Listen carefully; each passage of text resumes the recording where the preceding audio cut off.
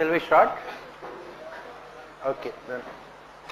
Ethics help us to find alternative to our moral dilemmas, but it requires an intelligent mind and a kind heart to come out with a perfect solution. Discuss the moral dilemmas faced by civil servants and suggest solutions. So what are the moral dilemmas faced by civil servants? What are the moral dilemmas faced by civil servants?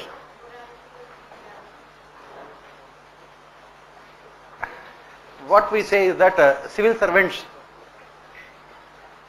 as the name itself indicates, they are expected to be the servants of the people, but they also work for the government. So the dilemma here is, in case of a conflict between the interests of the government, the moral dilemma is, in case of a conflict between the interests of the government and that of the people, whose side should they take?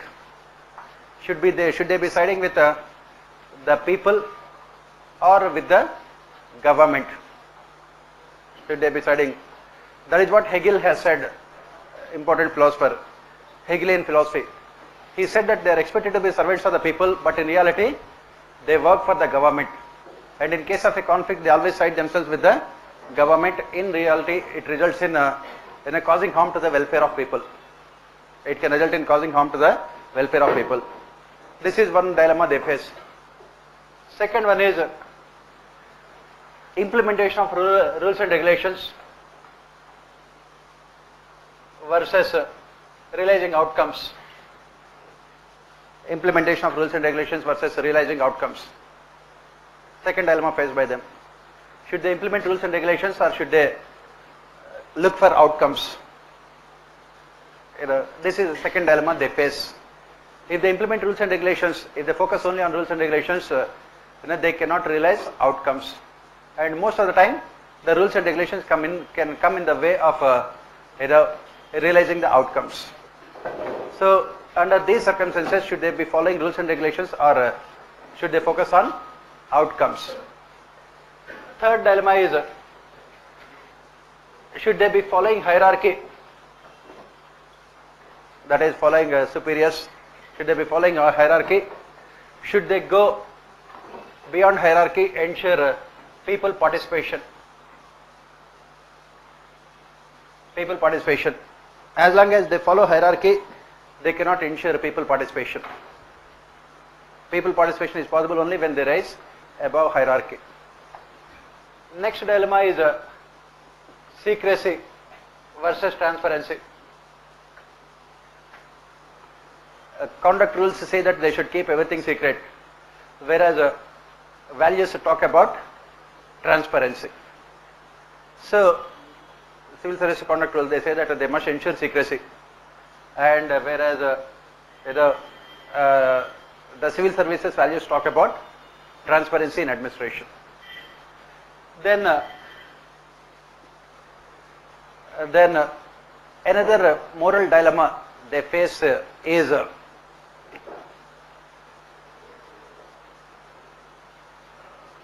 political interference, political interference.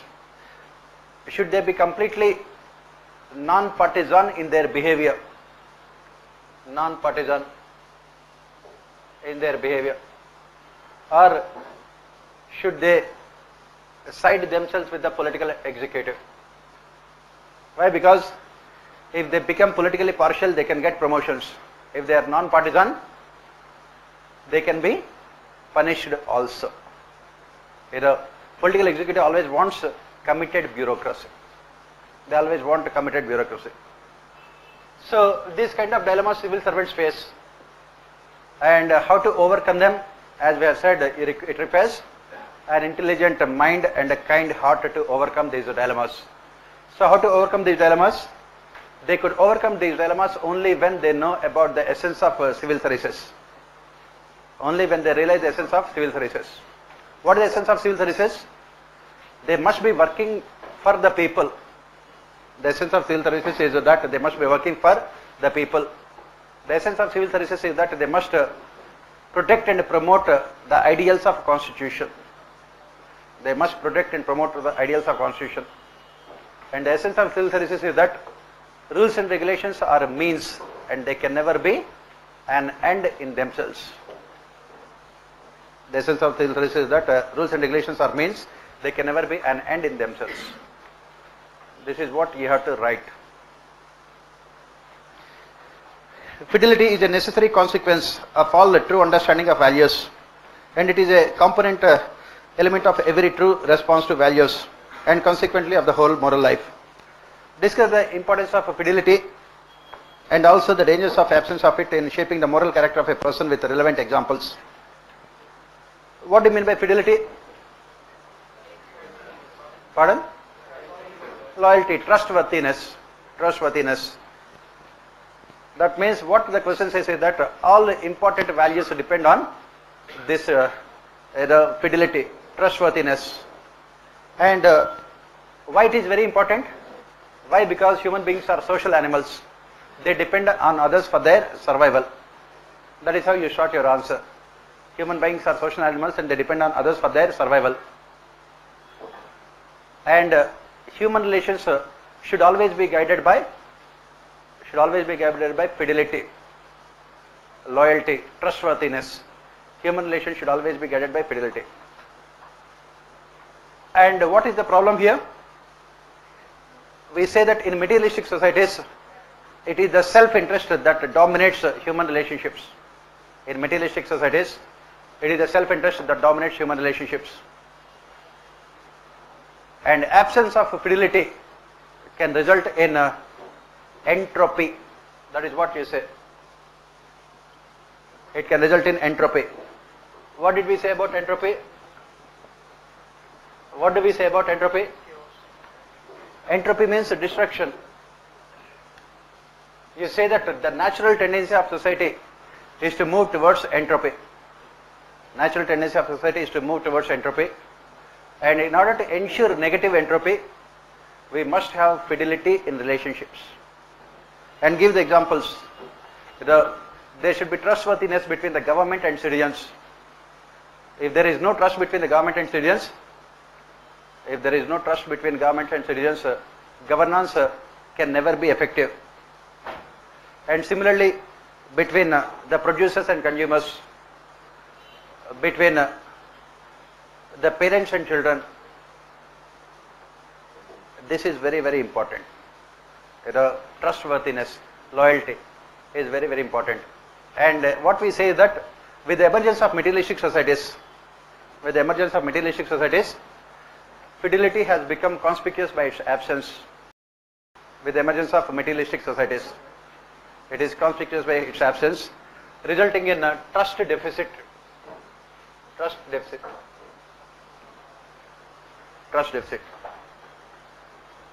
That is what you write.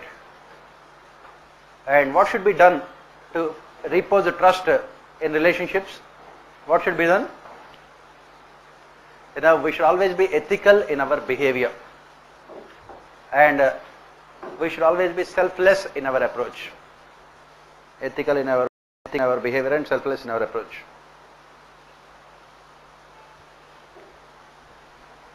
These kind of questions are asked almost every year, so you better be prepared. Indian civil services suffer from nepotism, favoritism and prejudices. It has a negative impact on good governance. Discuss the measures to end this menace. Indian civil services suffer from nepotism, favoritism and prejudices. You can give the examples. Whenever major communal incidents take place, it is always because of the prejudiced functioning of law enforcement agencies. They give the example of 1984 anti-Sikh violence in Delhi, Bhagalpur violence in Bihar, and post-Godhra violence in Gujarat. And you can also give the example of Bombay violence 1993. All of them had took place because of the prejudices, because of the nepotism and favoritism. So what can be done? And we also have so much of corruption in our administrative system. According to Transparency International, today only I think they had come out, yesterday I think they had come out with the rankings, new rankings, Transparency International. India's position has weakened compared to the previous year also. What is the reason why? Why? Because of nepotism and favoritism in the functioning of our bureaucracy. So the question that they are asking is, what can be done? What should be done? What are the measures that should be taken? So what do you think are the measures that should be taken to end nepotism, favoritism? What are the measures that can be taken? Strict implementation of code of conduct. Strict implementation of code of conduct. Next, ensuring transparency in decision making processes. Ensuring transparency in decision making processes. Next,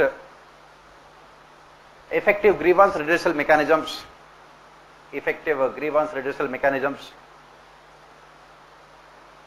Effective grievance redressal mechanisms within administration. And strong punishment for those people who are involved in these kind of malpractices. Strong punishment. And then to promote positive values, a code of ethics. Code of ethics for civil servants. To promote positive values. Next, yeah.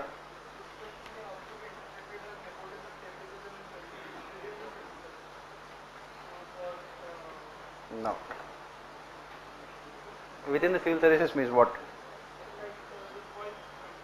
That is the.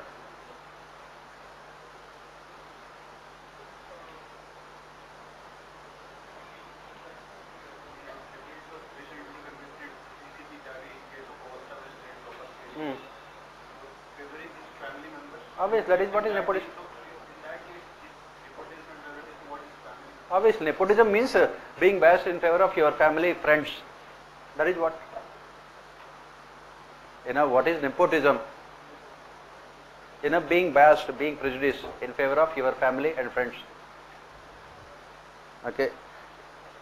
That's why impartiality, one of the important civil services values which you talk about. Next, happiness is when what you think, what you say and what you do are in harmony. Explain the significance of this statement for present day societies. Happiness is is when what you think, what you say and what you do are in harmony. So why it is important for present day societies? Why? Because in present day societies which are materialistic in nature, people are forced to do many things which they do not like for the survival. They are forced to do many things which they do not like for the survival. For the survival. They cannot pursue their happiness because they cannot pursue their happiness because in a highly competitive world, their freedoms are restricted.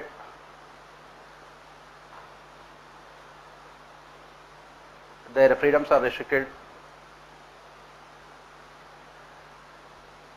Their creativity questioned. Their creativity questioned. Their freedoms are restricted. Their creativity is questioned. And they are not allowed to do anything on their own. Why? Because capitalist societies demand obedience, loyalty and discipline. Capitalist societies demand loyalty, obedience and discipline. And materialistic societies only recognize success. Materialistic societies only recognize success. They only recognize success.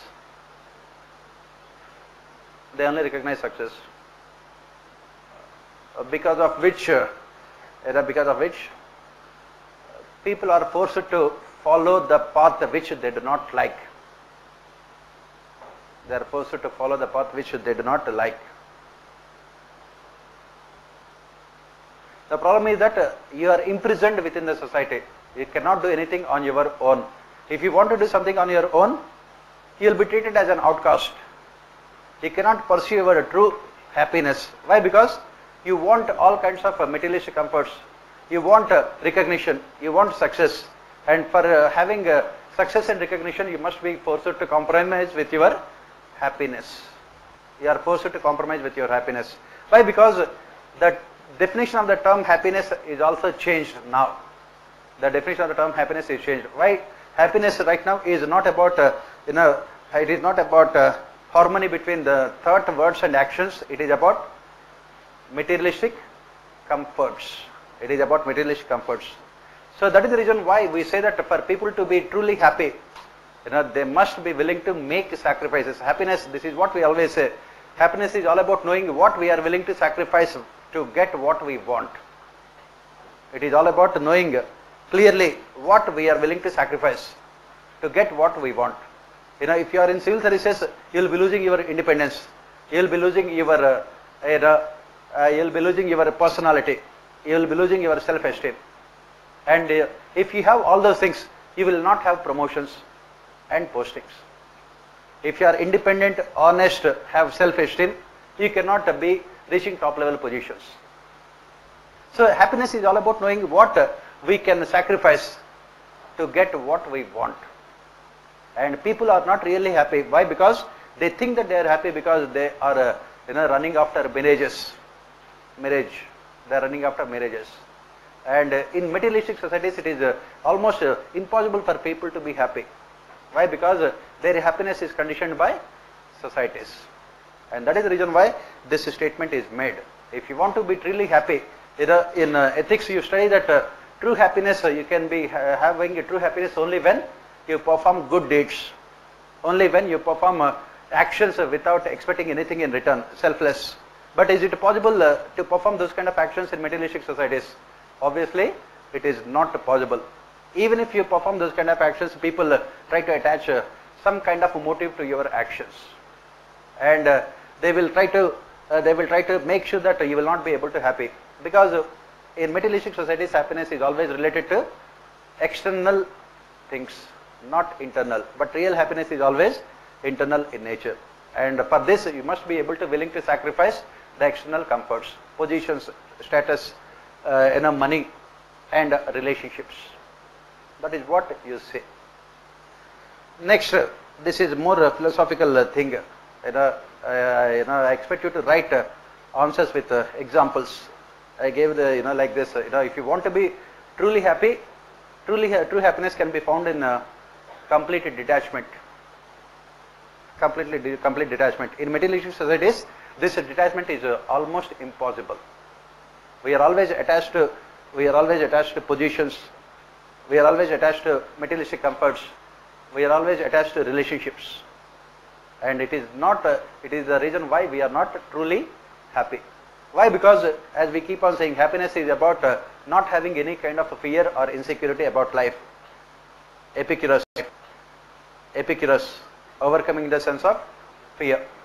But in our societies, we always have the fear of losing, because we are so much attached. There is always fear of losing, and you can never be truly happy. Next, power is of two kinds. One is obtained by the fear of punishment, and the other by acts of love. Power based on love is 1,000 times more effective and permanent than the one derived from fear of punishment. How and why it is important for the present societies? In present societies, again, as we have said, power is defined as the ability to control others. In the present day societies, power is defined as our ability to control others. It is defined as our ability to control others with the help of either money or status or position. With the help of either money or status or position. That is how we define power in present day societies.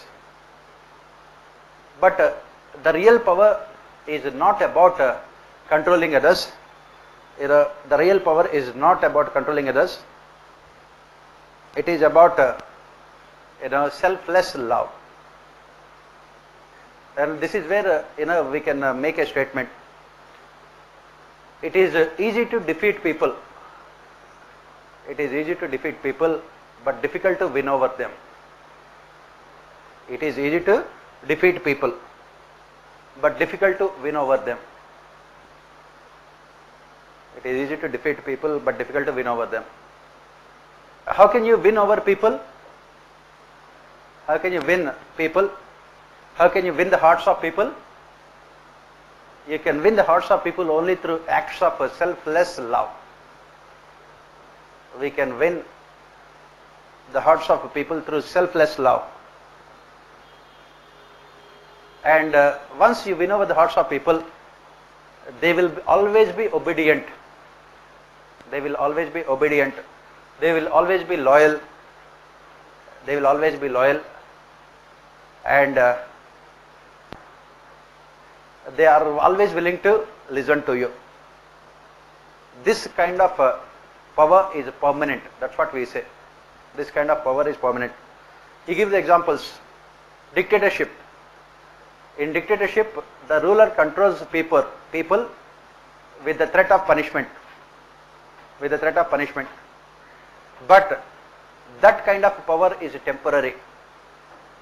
The power exercised by the fear of punishment is always temporary. Give the example, Hitler. Hitler.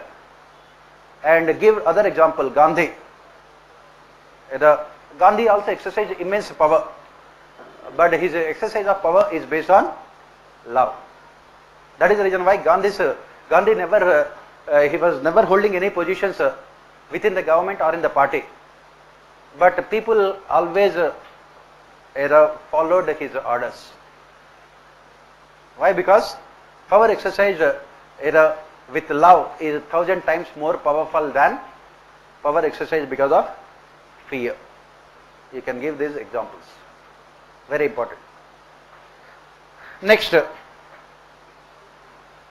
political attitudes are responsible for our failure to transform our representative democracy into participative democracy. So, what do you say here? You say that when our constitution came into existence, it was believed that people would exercise their choices rationally. They would exercise their choices rationally and ensure accountability of their political executive, accountability of their political masters, accountability of their political masters. But in spite of 70 years of independence,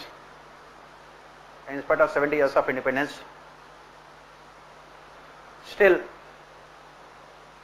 political opinions are influenced by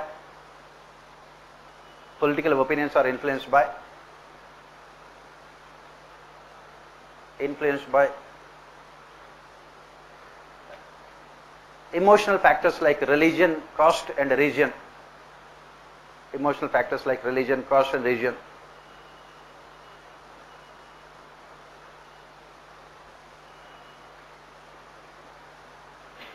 Emotional factors like religion, caste and region.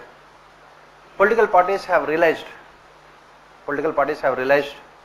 that they don't have to perform. You can put perform in inverted commas. They don't have to perform to win elections. They can create false identities. And divide the society.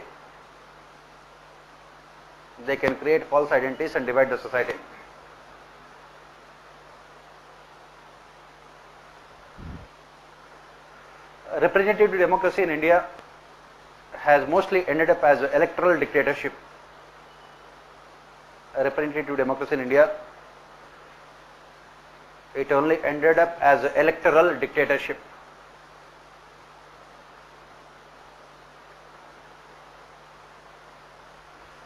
Constitution is only implemented in letter but never in spirit. Ideals of the Constitution are implemented only in letter but never in spirit. Ideals of the Constitution are implemented only in letter but never in spirit. Transparency, accountability and participation, they remain the slogans. Transparency, accountability and participation, they remain the slogans, but not the realities. What is required is increasing awareness among citizens. What is needed is increasing awareness among citizens. Last year the same thing was asked in your political governance paper. Political awareness of people. Increasing awareness among citizens to change political attitudes so that we can transform representative democracy into participative democracy.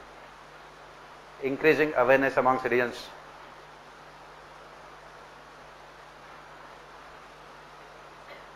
That is what you have to write.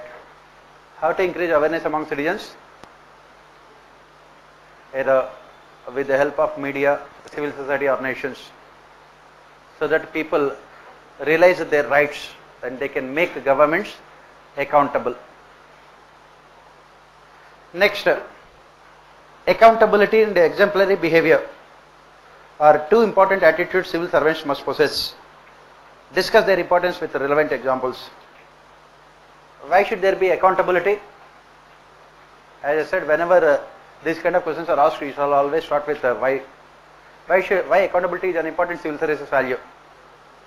Why? Because in a parliamentary democracy, bureaucracy is not directly accountable to people. In a parliamentary democracy, bureaucracy is not directly accountable to people,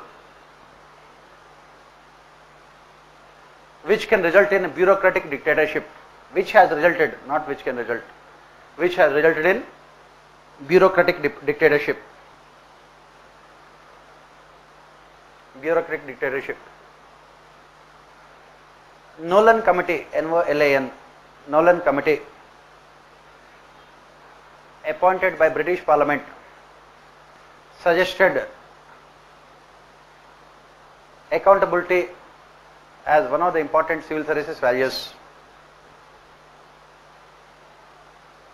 Accountability as one of the important civil service values as part of code of ethics for civil servants.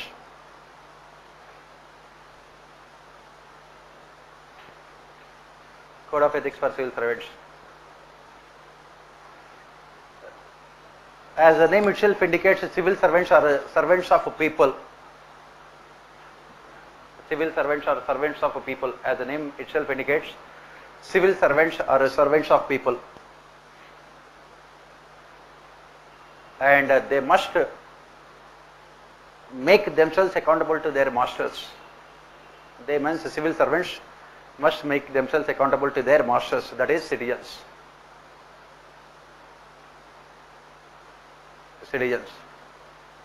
What are the instruments to ensure accountability? Citizen charters, social audits, right to information. Citizen charters, social audits, right to information, outcome budgets.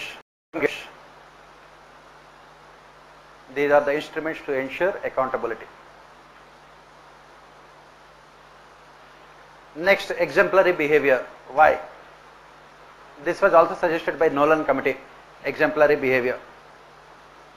Exemplary behavior. Why?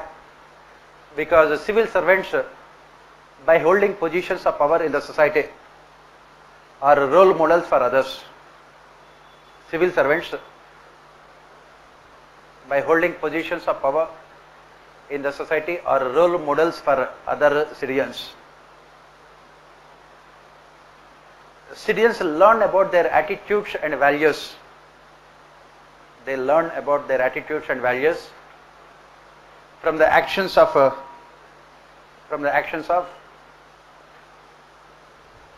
their civil servants. Their civil servants.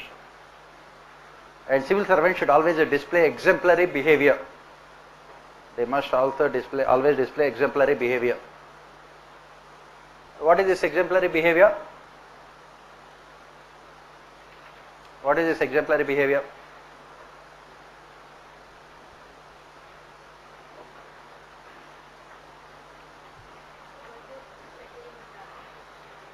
What is it?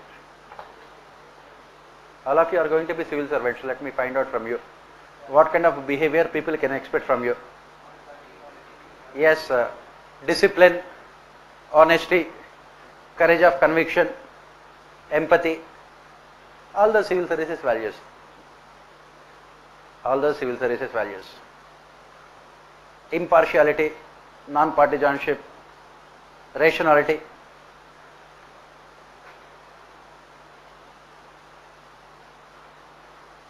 These are all aspects of exemplary behavior. Next, intellectual dishonesty is more dangerous than financial corruption. Do you agree? Discuss with relevant examples. Financial corruption means taking bribes. Financial corruption means taking bribes either to do something or not to do something. Taking bribes to either to do something or not to do something. And it is related to one particular incident or event. This financial corruption is related to one particular incident or event. It is related to one particular incident or event. Why do we say that intellectual dishonesty is more dangerous? Intellectual dishonesty means absence of convergence between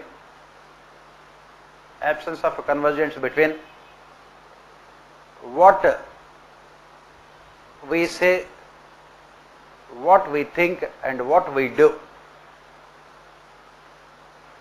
What we say, what we think and what we do. Why it is more dangerous? Why it is more dangerous? Why intellectual dishonesty is more dangerous? It can cause long-term damage to the systems.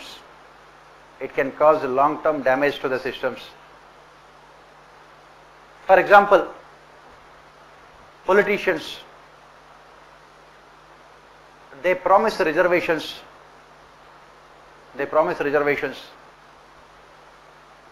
And in public they say that the objective of reservations is to empower backward sections of society.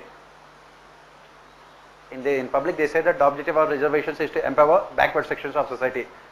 But what they expect from it, what they think, they want to divide the society in the name of caste and religion, which can cause permanent damage to the society. Similarly, they provide subsidies, they give subsidies, loan waivers, subsidies, populism, and again the argument is to help poor people, but in reality to create vote banks. That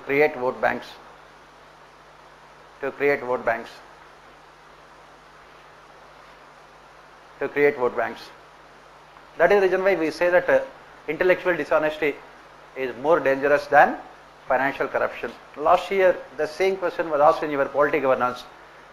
The major contradictions in the functioning of our political system. Politicians talk about secularism. All the time they either involve themselves in majority communalism or minority communalism in the name of secularism. They talk about socialism in public, but they are capitalists in private. They talk about sovereignty of citizens in public. In private they are dictatorships. Intellectual dishonesty. You can give so many examples like this. Please remember that all these papers are interlinked. Ethics, polity, governance, economy, social issues, all of them are interlinked. You must find out those interlinkages so that you can write the best of the answers. Very important. Next, it is believed that technology would reduce the distance between the people, but in reality it has increased the distance between them. Discuss the reasons and suggest measures. Why technology has increased the distance between the people? Because it has made all relationships impersonal. It has made all relationships impersonal. All relationships impersonal. The human touch is lost in relationships. Human touch is lost in relationships. human touch is lost in relationships. Next, people, they started developing affinity, they started developing affection towards technology. They started developing affection towards technology, and they started living in a virtual world. Living in virtual world. They have forgotten about the realities of life. They have forgotten about the realities of life. And they find comfort and happiness. They find comfort and happiness in possession of technologies. They find comfort and happiness in possession of technologies. In possession of technologies. That is the reason why what is happening? What is happening? It is increasing the distances between the people. It is supposed to reduce, but it is increasing distances between the people. Because people, they try to find happiness in their loneliness. They are trying to find happiness in their loneliness. They are trying to find happiness in their loneliness. They are trying to find happiness in the comfort of their technologies. That is what is happening. And the social relationships, have been badly damaged because of technologies. Social relationships. Why? Because in technology, most of the relationships are fake. They are not real. In Facebook, you have so many friends requests whom you don't know, you don't want to know, and you never know also whether they are real or not. That is what is happening. That is what is happening. And because of technology, as we say, that human touch is lost in relationships. You call up people, when you were, closed ones or having any problem, you call up and then you say that you take care of yourself. You don't go there and help them. That human touch. Why? Because technological societies give importance to success, materialistic comforts. So if you have to leave your work and go and stay with your parents, it will be a huge loss in terms of profits if you are holding a company, in terms of salary if you are working. So you are willing to sacrifice everything, and you call up your parents and through WhatsApp video call, and you will tell them that take care of yourself, I am busy, I will call you tomorrow again, if you are alive. That is what is happening. Instead of reducing the distances, it has increased. Without technology, when there was no technology, at least you used to go there and talk to them and stay there with them. Now with the technology, you can see them, virtual reality. That is what is happening. So next, what will you suggest? The measures.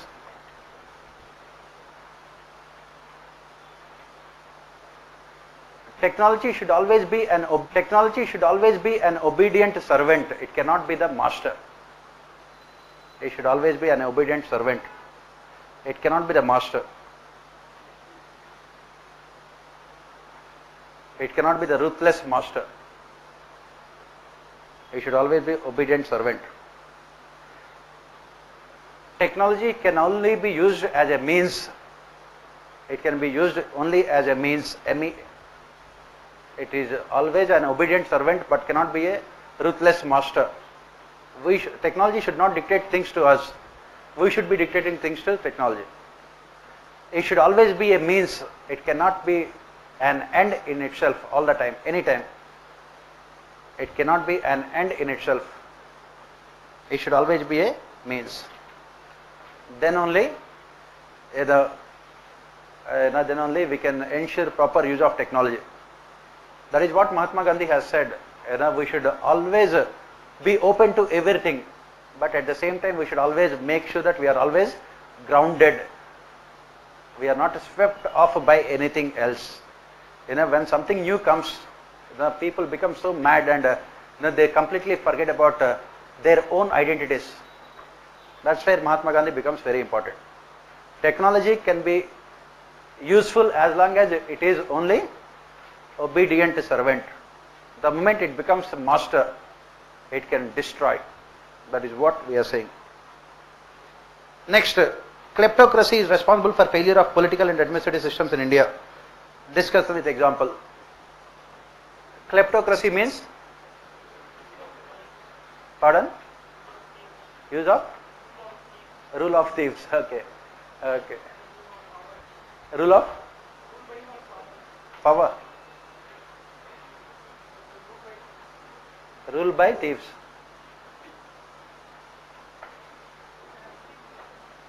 Corrupted people. Yes, all of you are saying the right things. As usual, we will put it in a civilized manner. Okay. What you are saying. So, why kleptocracy? Why? Because power corrupts and absolute power corrupts absolutely. Power corrupts and absolute power corrupts absolutely. Modern democratic state is a welfare state. Power corrupts and absolute power corrupts absolutely. Modern democratic state is a welfare state. It is a welfare state. And state has assumed so many powers unto itself. It has assumed so many powers unto itself in the name of welfare of people. It has assumed so many powers unto itself in the name of welfare of people. In the name of welfare of people. As pointed out by political philosopher, what is his name? Pardon? Thomas Hobbes. State has become a leviathan. Leviathan. As pointed out by Thomas Hobbes, political philosopher, state has become a leviathan. Leviathan. It has resulted in people in positions of power. It has resulted in people in positions of power using that power to benefit themselves. People in positions of power using that power to benefit themselves, to benefit their near and dear ones, to benefit their near and dear ones, resulting in a kleptocracy. Resulting in kleptocracy. Self-interest dominate decision-making processes. Self-interest dominates decision-making processes. Rule of law is violated with impunity. Rule of law is violated with impunity. IMPUNITY. Rule of law is violated with impunity. Unholy nexus between political, executive and bureaucracy. Unholy nexus between political, executive and bureaucracy to further their self-interest. To further FURTHER, there is self-interest, which ultimately resulted in a failure of political and administrative systems in India. Why do we say that it is a failure of political and administrative systems in India? Because even after 70 years of independence, India has a maximum number of poor people living on this earth, and widening inequalities between the rich and poor people. Absolute poverty as well as relative poverty is increasing. Absolute as well as relative poverty is increasing.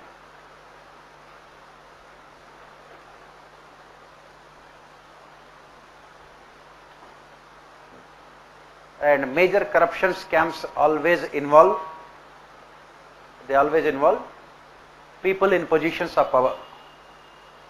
Major corruption scams always involve people in positions of power. Then after writing all these things, you can towards the end one line, what should be done? We must ensure good governance. We must ensure good governance and ethical governance in the functioning of our political and administrative systems. Good governance and ethical governance in the functioning of our political and administrative systems. Next, bureaucratic inertia along with impersonal attitudes is responsible for failure of development and administration in India. Discuss. Bureaucratic inertia along with impersonal attitudes. What is bureaucratic inertia?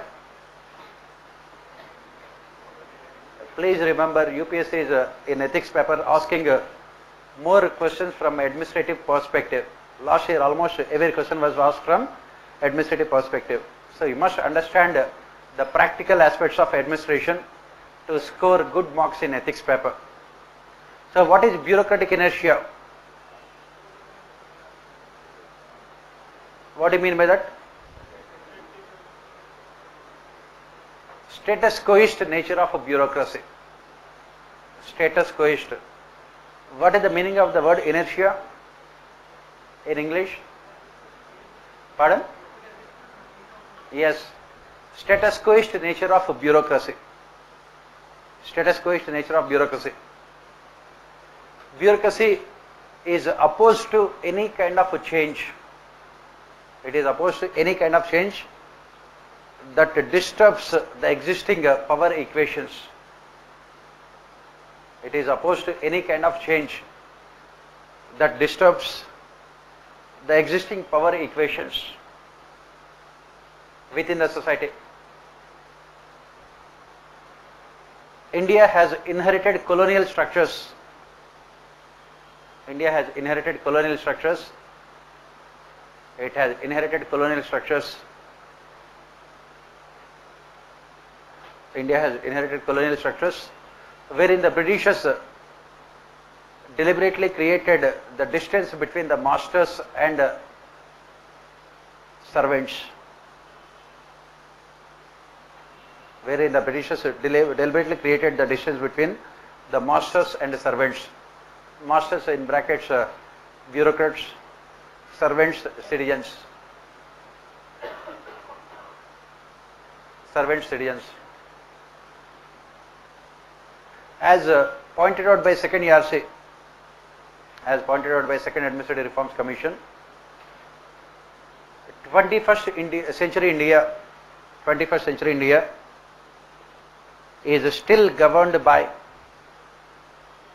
19th century rules and regulations. Is still governed by 19th century rules and regulations. Structural reforms like e-governance, right to information, citizen charters and social audits have not been successful because of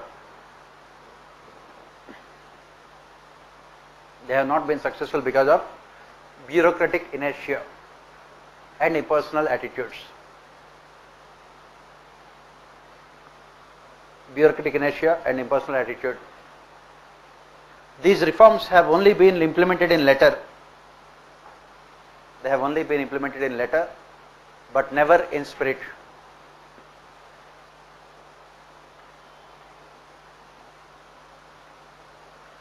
For example, in citizen charters,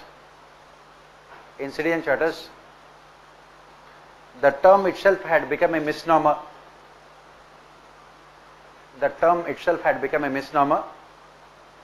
Because of absence of participation of citizens. Complete absence of participation of citizens. Why? Because the resistance of bureaucracy to change.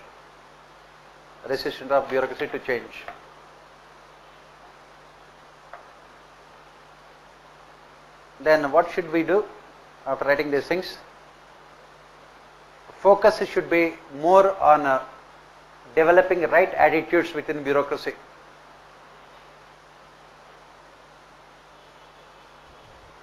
Should be more on developing right attitudes within bureaucracy.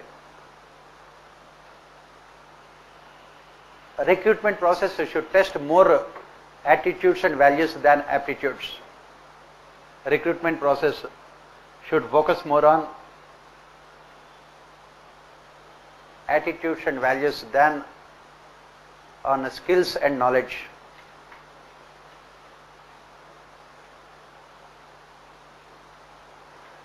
Training should emphasize on training of civil servants should emphasize on behavioral aspects than on structural aspects. Behavioral aspects than on structural aspects.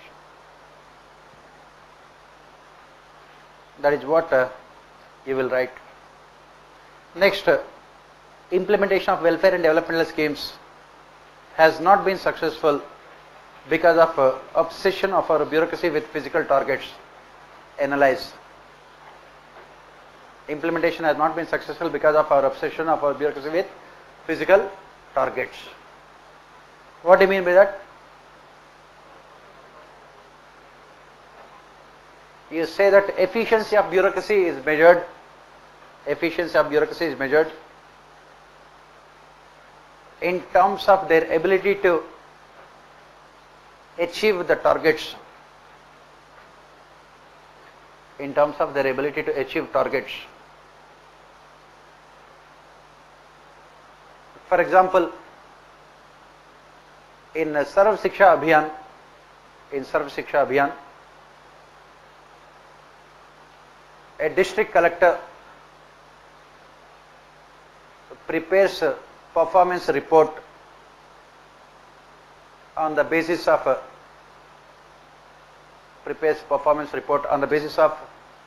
the number of schools constructed, number of teachers appointed, and the number of students enrolled. Number of schools constructed, number of teachers appointed, and the number of students enrolled. But the most important aspects, effectiveness and equity, are completely ignored. Effectiveness and equity are completely ignored.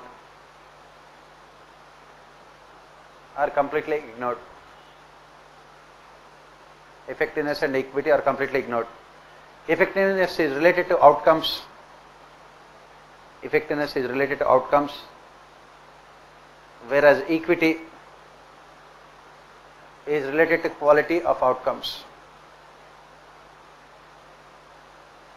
Quality of outcomes.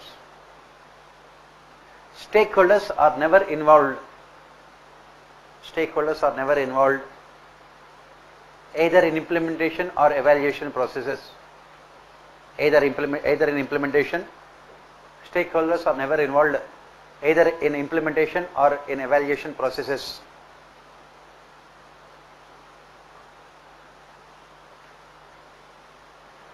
Emphasis is more on spending monies.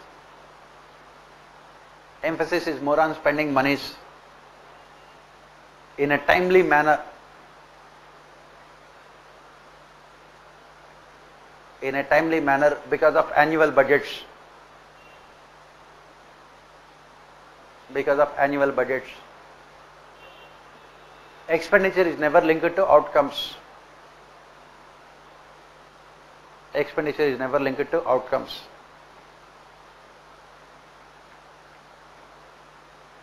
Is never linked to outcomes.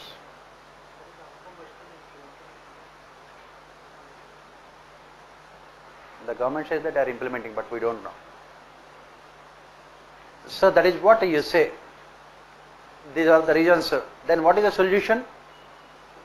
The solution is outcome budgets for developmental and welfare schemes. Outcome budgets for developmental and welfare schemes. For example, if the government is spending 40,000 crores on NREGA, budget documents should also clearly mention the number of man days of employment, and also the creation of assets with the expenditure. Creation of assets. It should also identify beneficiaries, equity. It should also identify beneficiaries, equity. Creation of assets, outcomes, and identifying right beneficiaries, equity. That is what. And social audits should be made compulsory for all developmental and welfare schemes. Social audits should be made compulsory for all developmental and welfare schemes. So that is what you write. Let us come to the case studies. You are the superintendent of police of a district. As part of combing operations, you along with your team members went into forest to track down Naxalites. You have moved away from your group and was all alone in the forest. Suddenly you came across the leader of the Naxal group. You immediately realized that he is none other than your friend from your college days. In fact, he helped you to get into civil services. If you arrest him, there is every danger that he might get a very harsh punishment from the government. You know that as an individual he is a very good person and must have been misguided by Naxals. You are alone and there is no proof also. Will you let him go away or arrest him? Discuss the options in front of you to tackle the situation. Justify the reasons. What will you do? Arrest him or let him go away? Or is there any third solution, like nowadays UPSC is asking? Any alternative solution? Third solution is you joining Naxalites. Yes, sir. Any creative solution?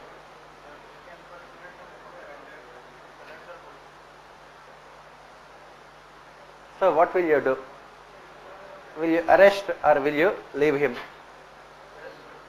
Arrest him. That's why you became civil servant. Absolutely no gratitude. He is the one who helped you to get into services. He is the one. It is also written that he is the one who will help you to get into civil services. No gratitude, nothing. And since he is a very good person, he always, he is always interested in problems of people.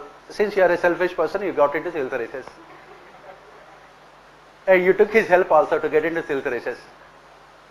And you have forgotten as usual.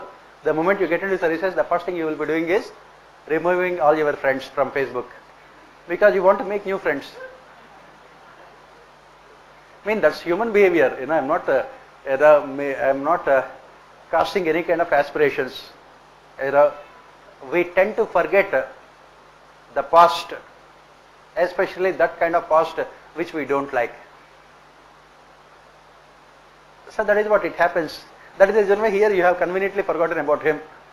You went to Labasna, from there you went to Hyderabad, and in the process you have forgotten your friend. And then he was so much disturbed by the problems of people, he joined the Naxalites. So he became the leader. And suddenly you found him. Looking at him, you thought that you have seen this person some time back. Okay. So what will you do? As an honest officer of the government, will you arrest him? You should not be having any kind of prejudices, nepotism, favoritism. You follow rule of law. And even if the other person is your close friend, if you arrest him, if you get promotion, you will definitely. For your self-interest, right? You will arrest him. How many of you will say that you will arrest? Very good. Very good. That is the reason why there is nothing like trust within societies. For your self-interest, you don't mind doing anything and everything. How many of you will not arrest? Nobody is raising hands. What about the rest of the people will do? Only 15-20 have raised hands for arresting. Rest of them, you will join Naxalites? Yes, what will you do? Yes, very good. So what will you do? So what are the merits and demerits? There are two options here. One is arresting. Second one is leaving him. Why? Because the question mentions clearly that you are all alone. So there is no proof. Whether you have left that person also, there is no proof. Whether you leave your friend, there is no proof because you are all alone, the question says. So if you arrest, what is the merit and what is the demerit? What is the merit and what is the demerit here? And what is the issue here basically? Legality versus morality. Legality versus morality. Because as the question clearly says that you know that he is a very good person, he must have been misguided by the Naxalites, and if he is arrested, there is every danger that government might punish him severely. If you don't arrest him, it is not legal. If you arrest him, it may not be moral. As a friend, you also have duty towards your friend. You also have, right? So under those circumstances, what will you do? Merit is you are following strictly rule of law. No nepotism, no favoritism. You are following strictly rule of law for your own self-interest. Right? You are following rule of law. And what is the demerit? You must also do justice as a human being to your friend also. You are a human being first and police officer next. You are a human being first and police officer next. So you must also help your friend also. As we say, a society is based on fidelity in relationships, trustworthiness. You must also help your friend. And there is every danger that he might be severely punished. And what is the merit and demerit of the other option? Leave him. Merit is that what you are doing may be moral but not legal. It is not legal. You cannot be leaving. There cannot be any nepotism or favoritism. If you leave him, your friend, there is no proof. There is no proof. So obviously you will not be punished. But at the same time, you must also answer your conscience also. What you are doing, is it right or not? And what is the demerit here? What is demerit here? As we say, if you leave, you are forgetting the spirit of service. Spirit of service. You are ignoring the spirit of service. What will you do? What is the third solution?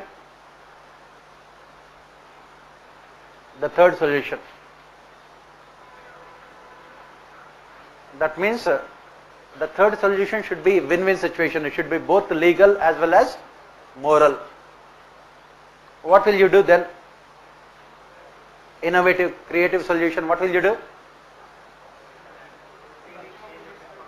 Pardon? What can you do? Think.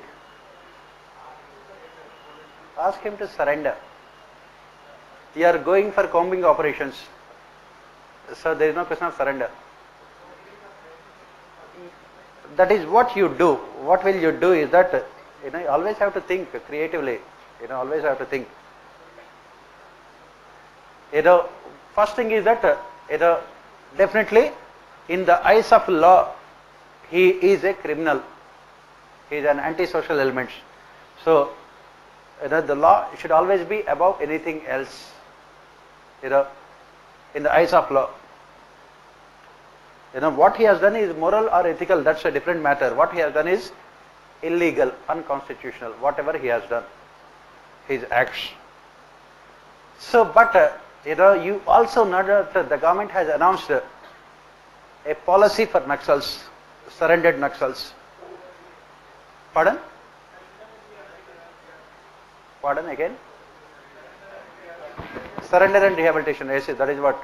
Yes, the government already has announced a policy of surrender and rehabilitation for Naxalites. So what will you do? You will informally arrest your friend so that he cannot escape. You have to keep with himself. You will informally keep your friend with yourself under your control. You take him to city and you will ask him to provide information about the Naxalites. You will explain to him the consequences of his actions. He is a good friend of you. You will ask him to provide information about the Naxalites, other Naxal activities. And you will also tell him that if he provides the information, he can, you can ensure that he will be left with lesser punishment as part of the government policy. And then you will ask him to surrender in a voluntary manner. You will ask him to surrender in a voluntary manner. And when he is surrendering, he will also be providing information. So in this manner, you are ensuring that your friend is left with lesser punishment. You will also get information about the Naxalites, and you are also protecting the interests of your friend. You will be doing a legal as well as a moral thing. That is what you call the third solution all the time, creative, innovative. First you must keep that person with you, because he might be a good person, but he had traveled on a wrong path. He was influenced by wrong people. You cannot be doing illegal things in the name of morality. As long as law is there, law should be followed. Law should be followed, whether for good or bad. You must follow the law. You must respect the sovereignty of the state. You must respect the rule of law. That is the reason why you cannot leave that person, come what may. So you will definitely keep that person with you, and then you will try to explain to him, because he is a good friend of you. Since he is basically a good person, you are confident that you can always definitely influence him. And once he agrees, and if he agrees to provide information, obviously it will reduce his punishment also, and you will ensure his proper rehabilitation also. You are also doing your moral responsibility, performing your moral responsibility for your friend also, and at the same time you are also protecting the interests of the government. That is what the third way. If you look at the case studies nowadays, UPSC is asking, they are always looking for this kind of a third way. That is what you must think about. What you will be doing is should be both legal and moral. It should be a win-win situation. That is what you must remember. Next, yes, that's what I am saying. Here, I am not talking about the means. I am looking at the ends here. I am not arresting him. He is my friend. I am taking with him, with myself. If you call it as arrest, you can say that. But I don't call it as arrest. If your friend is coming with you, will it call you arrest? Just because you are a police officer? That is the thing. So, next, in our country in recent times, we have seen many crimes committed by religious gurus. They have ruthlessly exploited their followers' faith in themselves. Analyze the reasons for high popularity enjoyed by these godmen among their followers. Do you think the state has failed to prevent their crimes? Suggest solutions to the above. These are the kind of things that UPSC is asking nowadays as part of ethics case studies. Mostly the current problems plaguing the society, they are asking them as case studies. So the question says that these religious preachers, they are exploiting the faith of their followers. They are indulging in all kinds of crimes, and they enjoy high amount of popularity also. How do you explain this? You must analyze the sociological aspects of our society. How could they exercise so much of influence over their followers in spite of the fact that they are committing so many crimes? Still the followers' faith in their leaders has not come down. How do you explain? How do you explain? What is the reason why they enjoy so much amount of popularity? Why?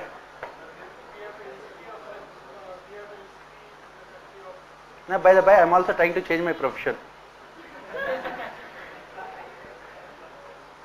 I am trying to change my name also. At least 10 Sris in front of my name. Sri Ravi Shankar is there. 10 Sris in front of my name. And 10 Babas behind my name, after my name.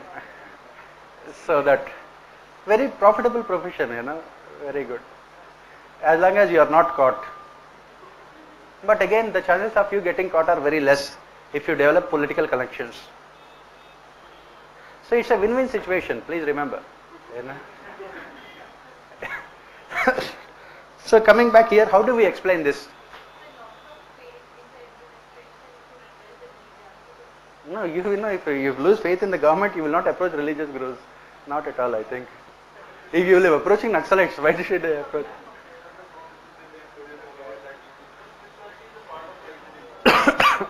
Pardon? Religion. Spirituality is a part of our life. Okay, fine.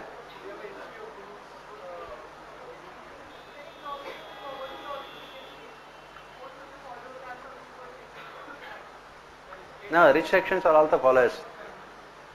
The Chief Minister of Haryana, what is his name? Okay, whatever it may be. He is a great follower of this guy, Ram Rahim. What is his full name? I don't know. Okay. No, his name is fine. But his companion's name, what is her name? Honeypreet. What is the meaning of Honeypreet?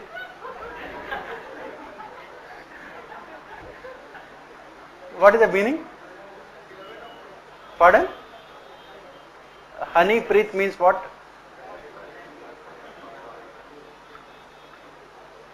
Yes. I don't know.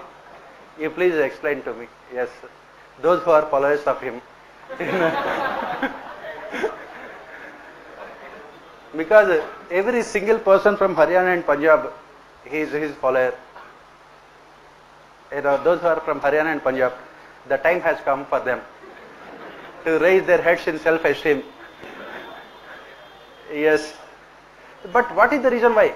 From Kerala to Kanyakumari, from Kanyakumari to Kashmir, you find influence of these religious gurus. Why? What are the reasons? How do you explain them? First one is insecurity. Because of the emergence of materialistic societies, societies have become much more insecure. Insecurity regarding future, unpredictability.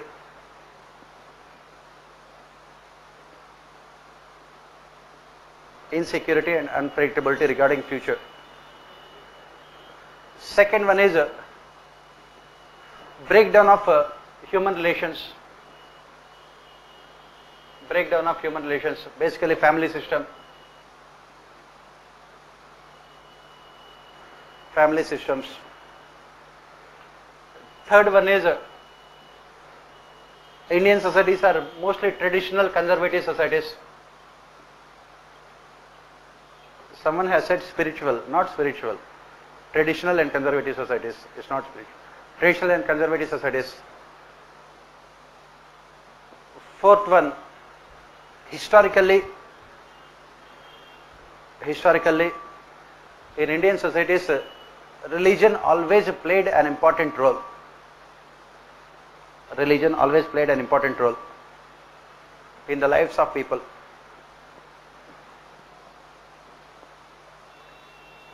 Religion always played an important role in the lives of people. Next, people always look for instant solutions to their problems.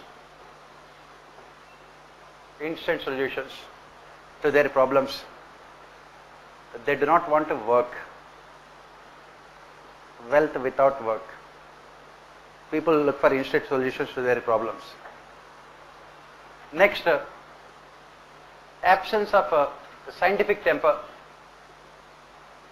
in our societies.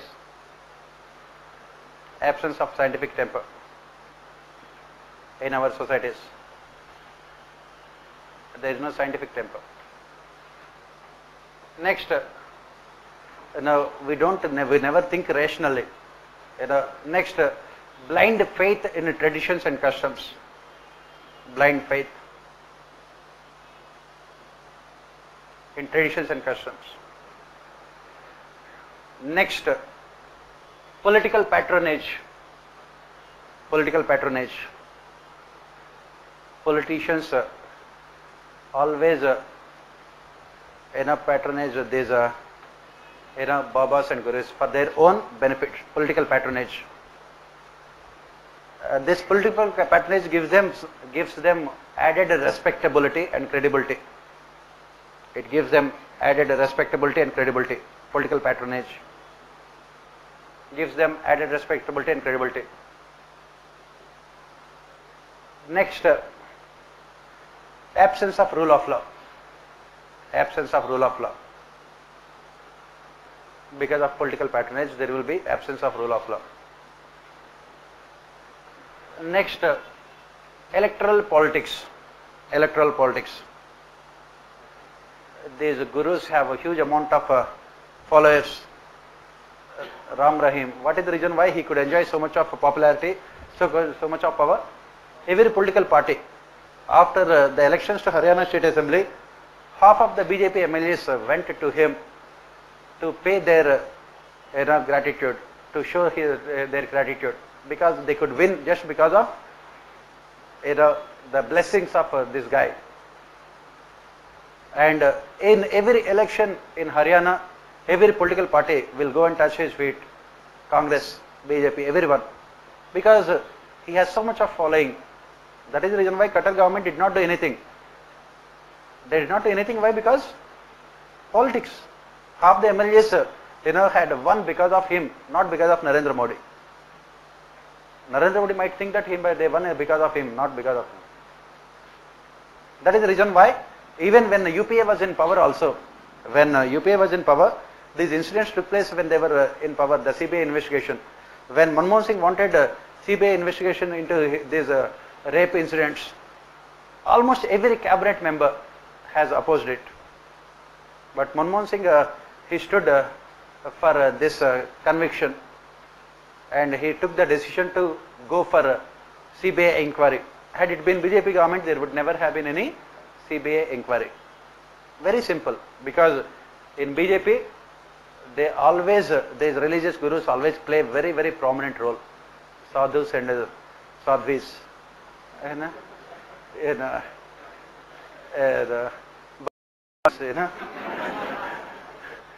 They always play. That is what? It's a political nexus. That is the reason. You have to write about all these reasons. And is it the failure of the state? Definitely state has failed. You say that the state has failed. Why? Because unholy nexus between political executive and these religious gurus. You take the case of this another guy, what is his name? Asharam Bapu. Yes.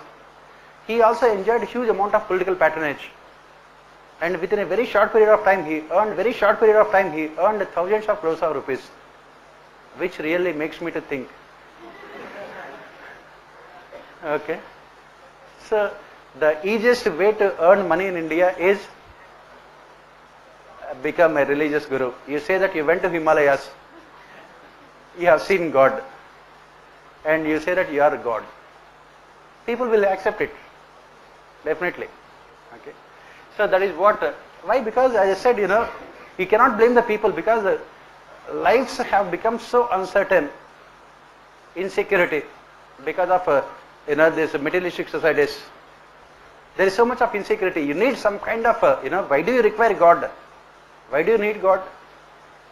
If you have the necessary physical strength and mental stamina, you don't require God. If you have faith in yourself, you don't require God. But the problem is that with the life becoming so insecure, uncertain, you need that kind of some kind of relief, some kind of force that can give you confidence in yourself. That is the reason why you require God. In UPSC preparation also, 90% of the time you must be praying to God only. Yes, The examination is so uncertain. There is so much of insecurity. There is no guarantee that if you are writing well, you will get into services. On the other hand, you don't write anything and you will get into services. Wherever there is an element of luck, there is always God. And there is element of luck in every aspect of life. That is the reason why people have faith in God. That is what.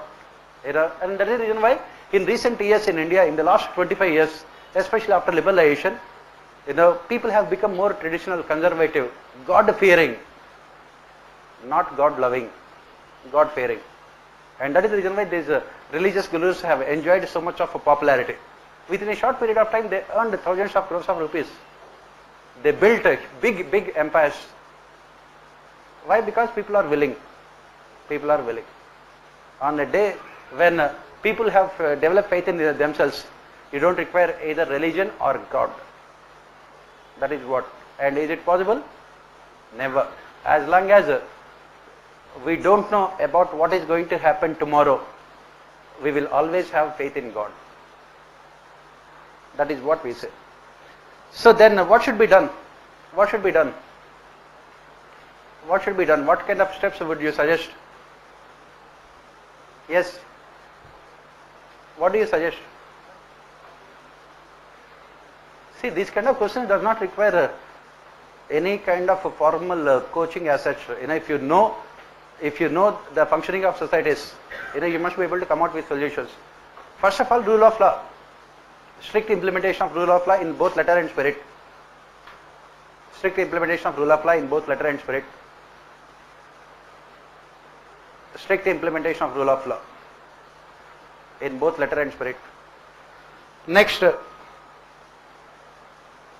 you must change the attitudes of people. How can we change the attitudes of people? From their childhood onwards. Education system. Education system should focus more on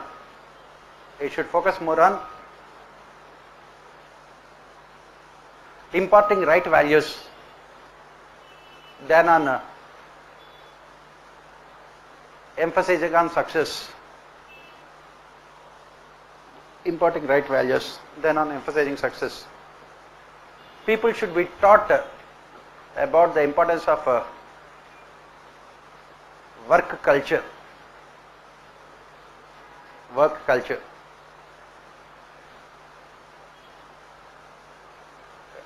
Work culture. And then media should play an important role in creating awareness. Media should play an important role in creating awareness, in promoting scientific temper. Pardon? Work culture means hard work. That is what. Dignity of labor. Why? Because our education system is value neutral. It teaches you how to be successful. It never tells you why to be good. It never tells you, you must work hard to achieve success in life. And the work culture in India is always, always trying to be away from hard work. We always try to be rich by adopting shortcuts methods, wealth without work. Wealth without work. Economics will teach you. It says that you can earn profits by hoarding commodities, by creating artificial scarcity in the markets.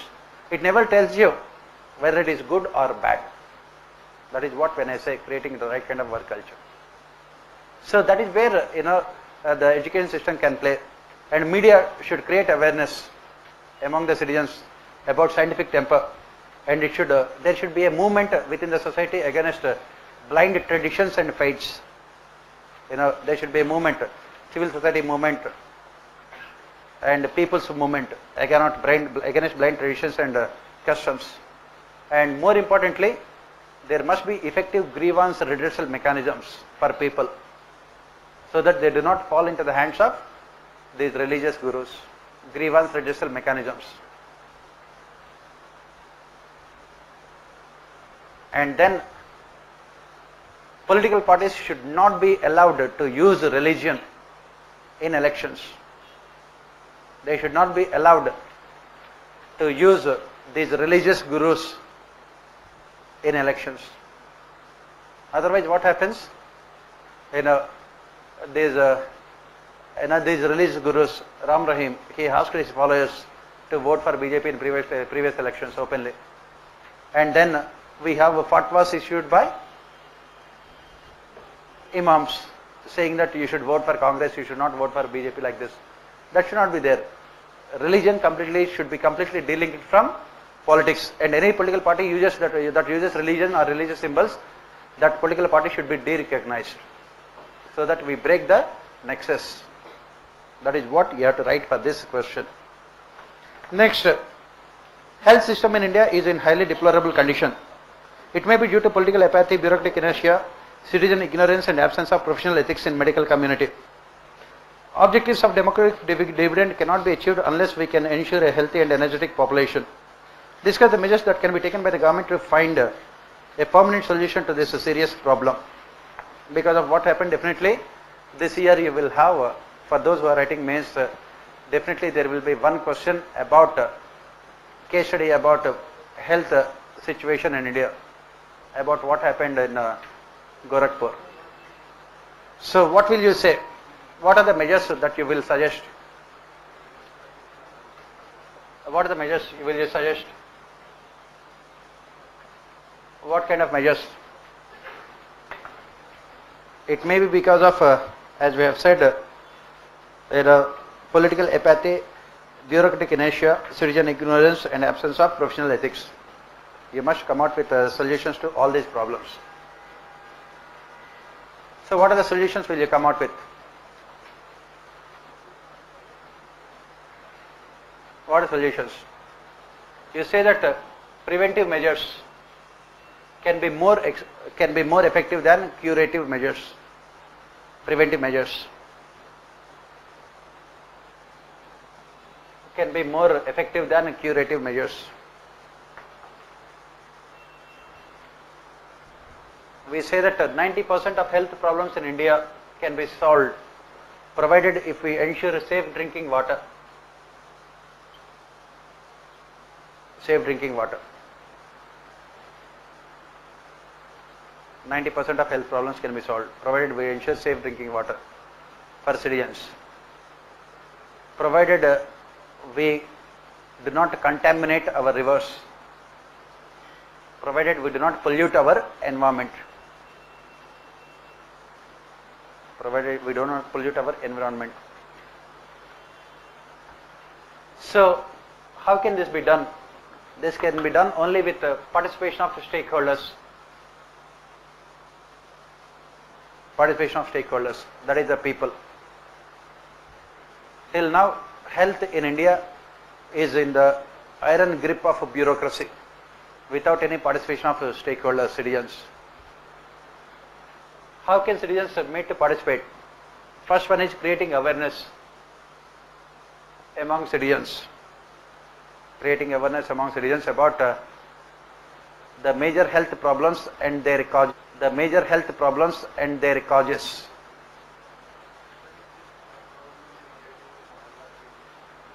That's not the thing. I am not talking about that. I will come to those things later. Creating awareness among citizens about major health problems and their causes.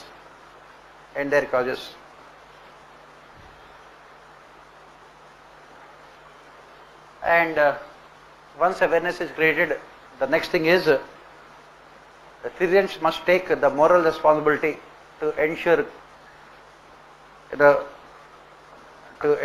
clean surroundings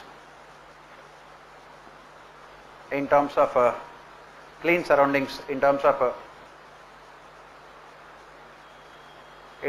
reducing water pollution and environmental pollution.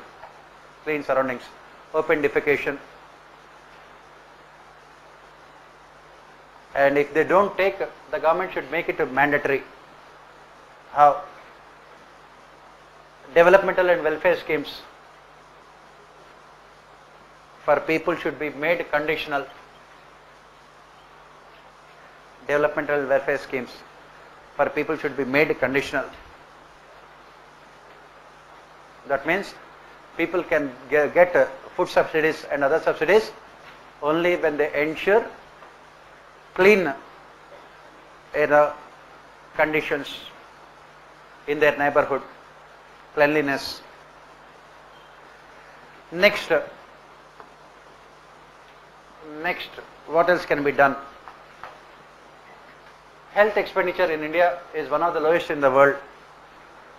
Health expenditure in India is one of the lowest in the world. India spends around 1.7% of its GDP on health, whereas even countries like Sri Lanka spend around 6% on health. So the government must change its priorities. The government must change its priorities. The government spends at least 10 times more on defense than on health. The government must change its priorities. So the health expenditure should be increased progressively to minimum 6% of GDP in the next 5 years. It should be increased progressively. Health expenditure. Next, yes. Not required. If you want, you can give this one because this is very serious issue. Pardon? Health can be? Yeah. You can give because it is very important. India spends very less. Why we spend very less? That should be the ethical issue here. Why India spends so less on health?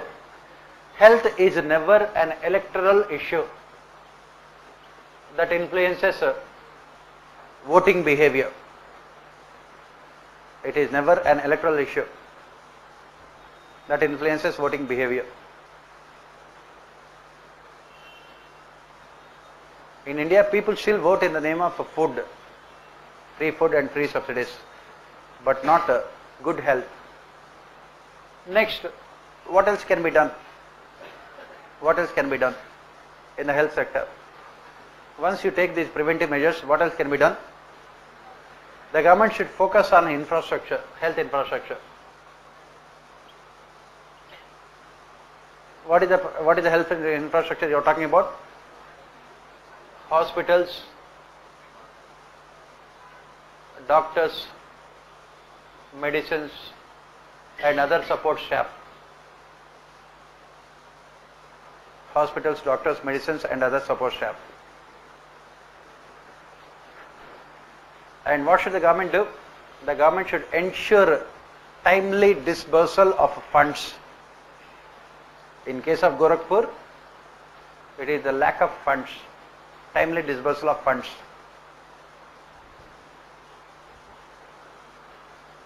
For this, the money for health should not be diverted for other purposes.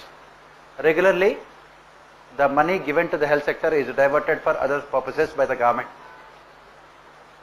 Diversion of funds take place. It should not be diverted.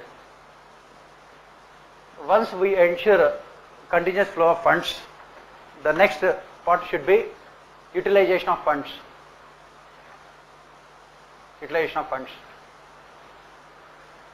What you are suggesting here? We are suggesting a public-private people partnership in health sector. Public-private people partnership in health sector.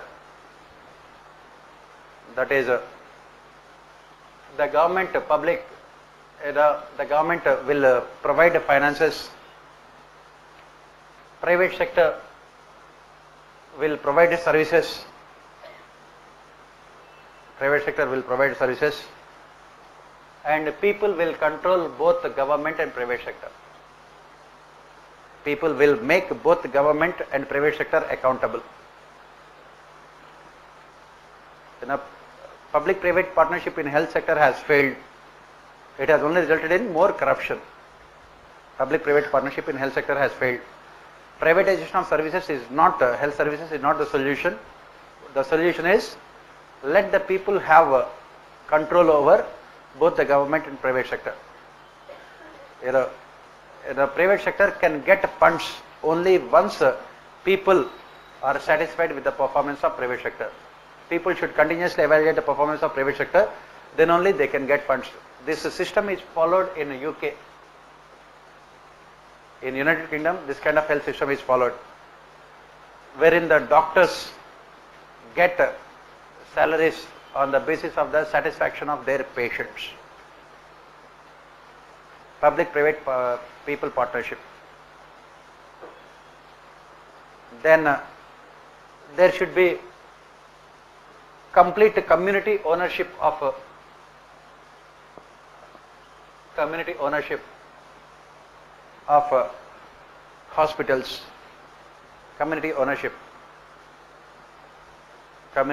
of hospitals. The panchayats or the NGOs, they should oversee the functioning of hospitals in terms of allocation of funds, in terms of spending of finances. Public community ownership. What is the reason why in Gorakhpur these things happened? Because there is no transparency in funding, there is no transparency in expenditure. The principal's wife, who was the superintendent of the hospital, she had used her influence to give the contract of providing oxygen cylinders to the hospital to one of her relatives, and the contract was given at a much higher price than that was being supplied by other oxygen cylinder suppliers in Gorakhpur. It always results in corruption. Why? Because there is no transparency in the functioning of these institutions. There is a lot of scope for nepotism, favoritism and corruption, and that is the reason why we say community. Okay.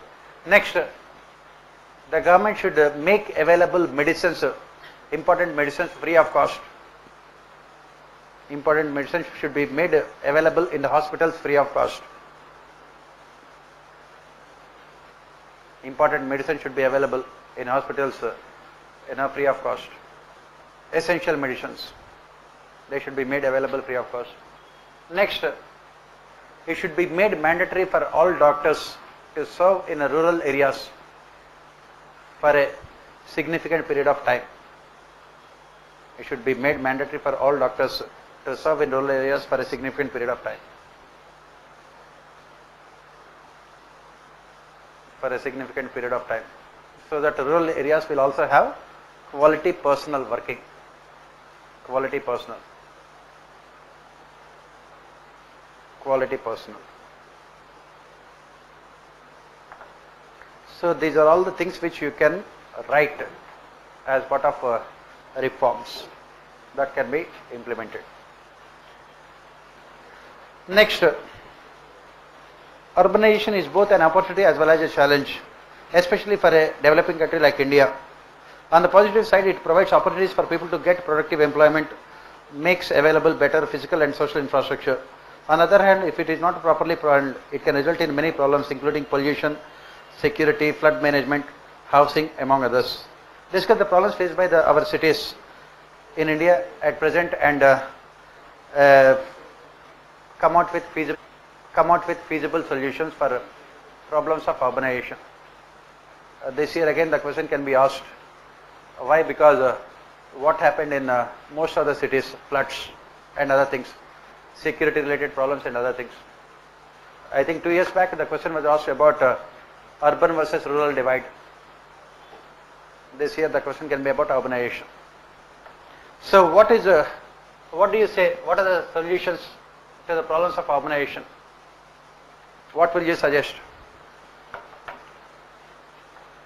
It provides an opportunity as well as it poses a challenge.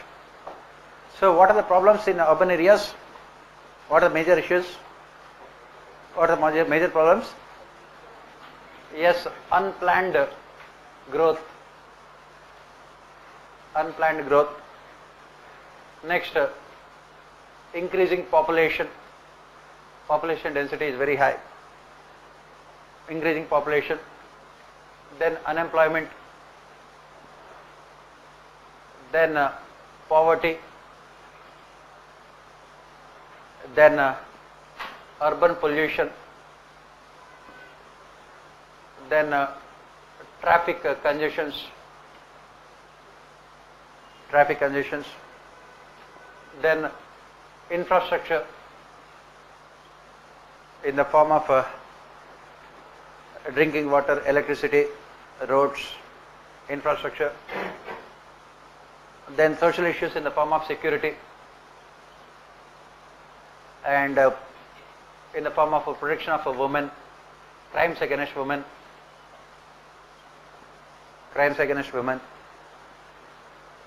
and then other problems in the form of in urban areas, disaster management.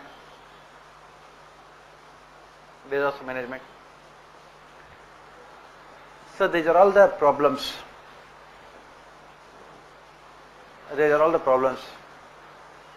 So what could be the solutions will you suggest? What are solutions will you suggest? What are the feasible solutions will you suggest to overcome these problems? What are solutions? First, we must reduce the growth of urbanization. Our cities cannot simply have so much of population. They cannot bear so much of population. So what you must do first is, you must have 1 lakh smart villages. You must provide basic necessities for people in villages so that they don't migrate to urban areas. The question 2 years back it was asked. More than 100 smart cities, India required 1 lakh smart villages so that you prevent migration, you reduce migration. The government must focus on developing smart villages. It must focus on developing clusters, rural clusters, so that people do not migrate to urban areas. The government should focus on improving infrastructure in rural areas. Then coming to urban areas, what should the government do? What should the government do to provide solutions? Yes, sir. The first thing is finances. You require huge amounts of money. Finances. For everything you require finances. For infrastructure you require finance. For disaster management you require finance.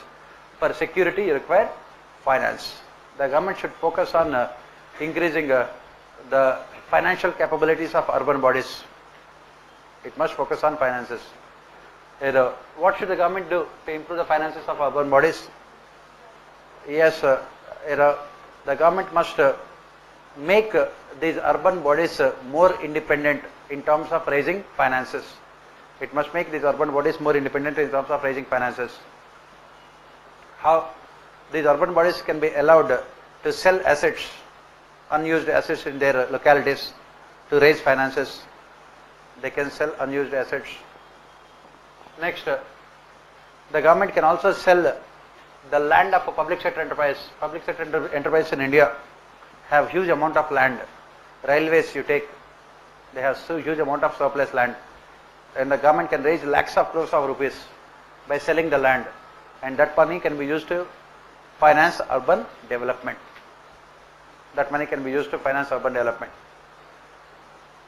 Then public-private partnerships in urban areas, so that private sector is actively involved in development. Public-private partnership in urban areas. Next is implementation of these smart cities, and then Amrut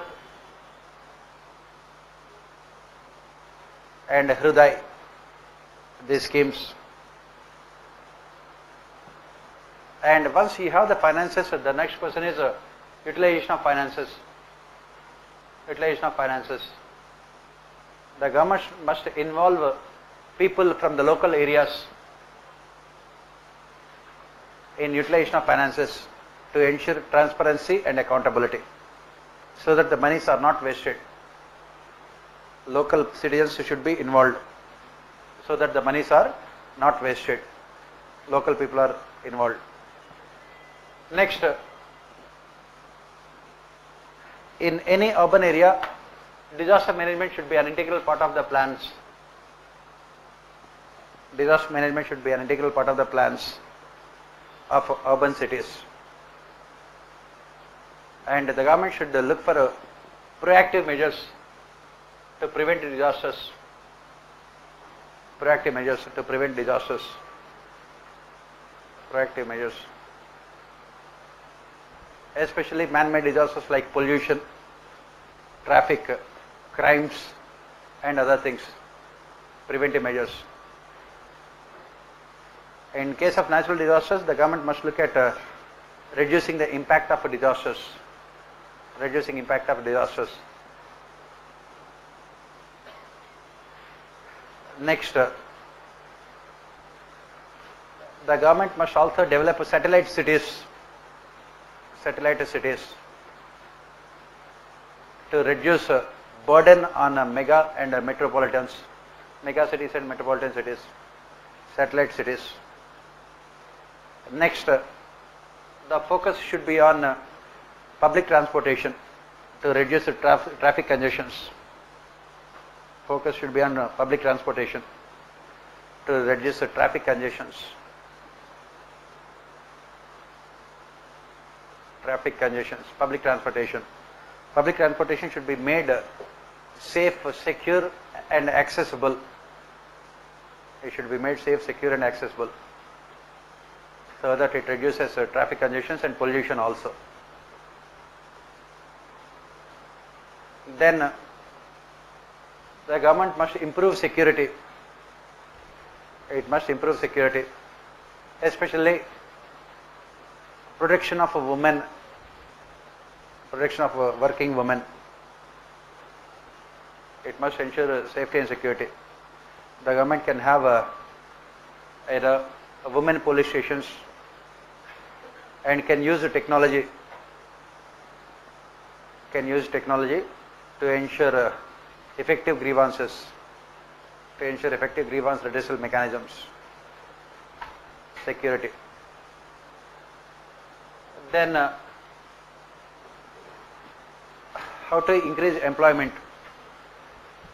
The government must focus on small and medium scale enterprises because they are the ones which can provide more employment. Small and medium scale enterprises. Small and medium enterprises, SME. More importance should be given to SMEs rather than big industries, SMEs. The government can give incentives for these industrialists so that there will be more employment. And then skill development also. Skill development. Skill development.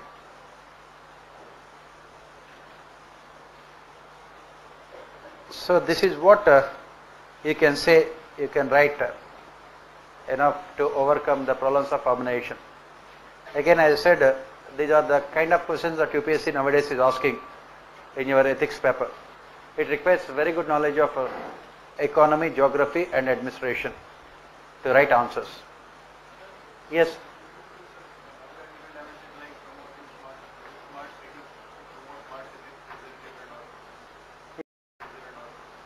You can write all the things. Involving, that's what we have said. Stakeholders should always be involved. Involvement of stakeholders, everything in development, security and everything.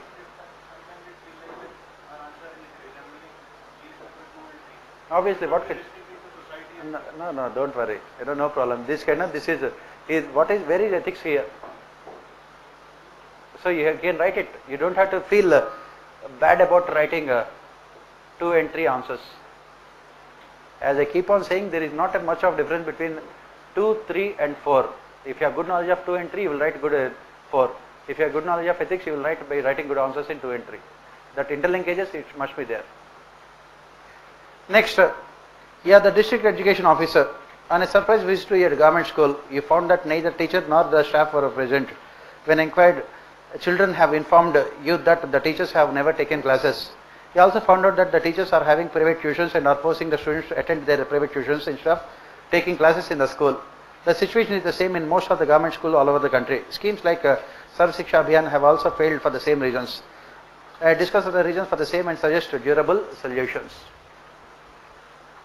So, as this is what again UPSC is doing, they will start with an individual case and they will turn it into a macro issue. Like last year, the question about a woman coming from America and starting an NGO, facing so many problems. Then they will ask you what kind of measures that can be taken from a macro perspective. So this is also a small case study wherein as a district education officer you have seen the conditions in your district, especially in government schools.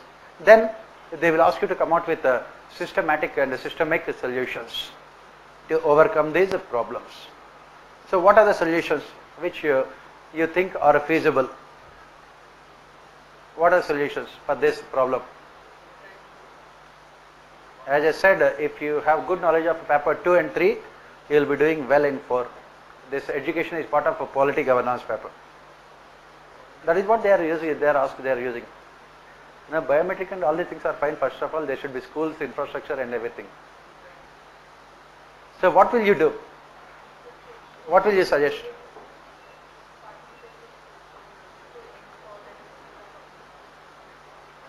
Yes, as you say, you always say only one thing. No scheme of the government can be successful unless the stakeholders actively participate in its implementation. No scheme can be successful unless it ensures active participation of stakeholders. It ensures active participation of stakeholders. So here Sarv Shiksha Abhiyan has failed because it is a bureaucracy centric program but not a people centric program. It is a bureaucracy centric but not people centric. What should we do then? What should we do? We must involve parents in any of the decisions. Involve parents in any of the decisions. Next, schemes, as we discussed earlier in section A, the focus of this scheme should be on outcomes and not on outputs. The focus should be on outcomes and quality of outcomes. Outcome means effectiveness and quality of outcome means equity. The focus of this scheme should be on outcomes and quality of outcomes. And then you say that good governance is necessary to ensure success of any of these developmental and welfare schemes. Good governance is necessary.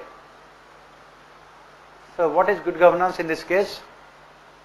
You must ensure participation, transparency, accountability.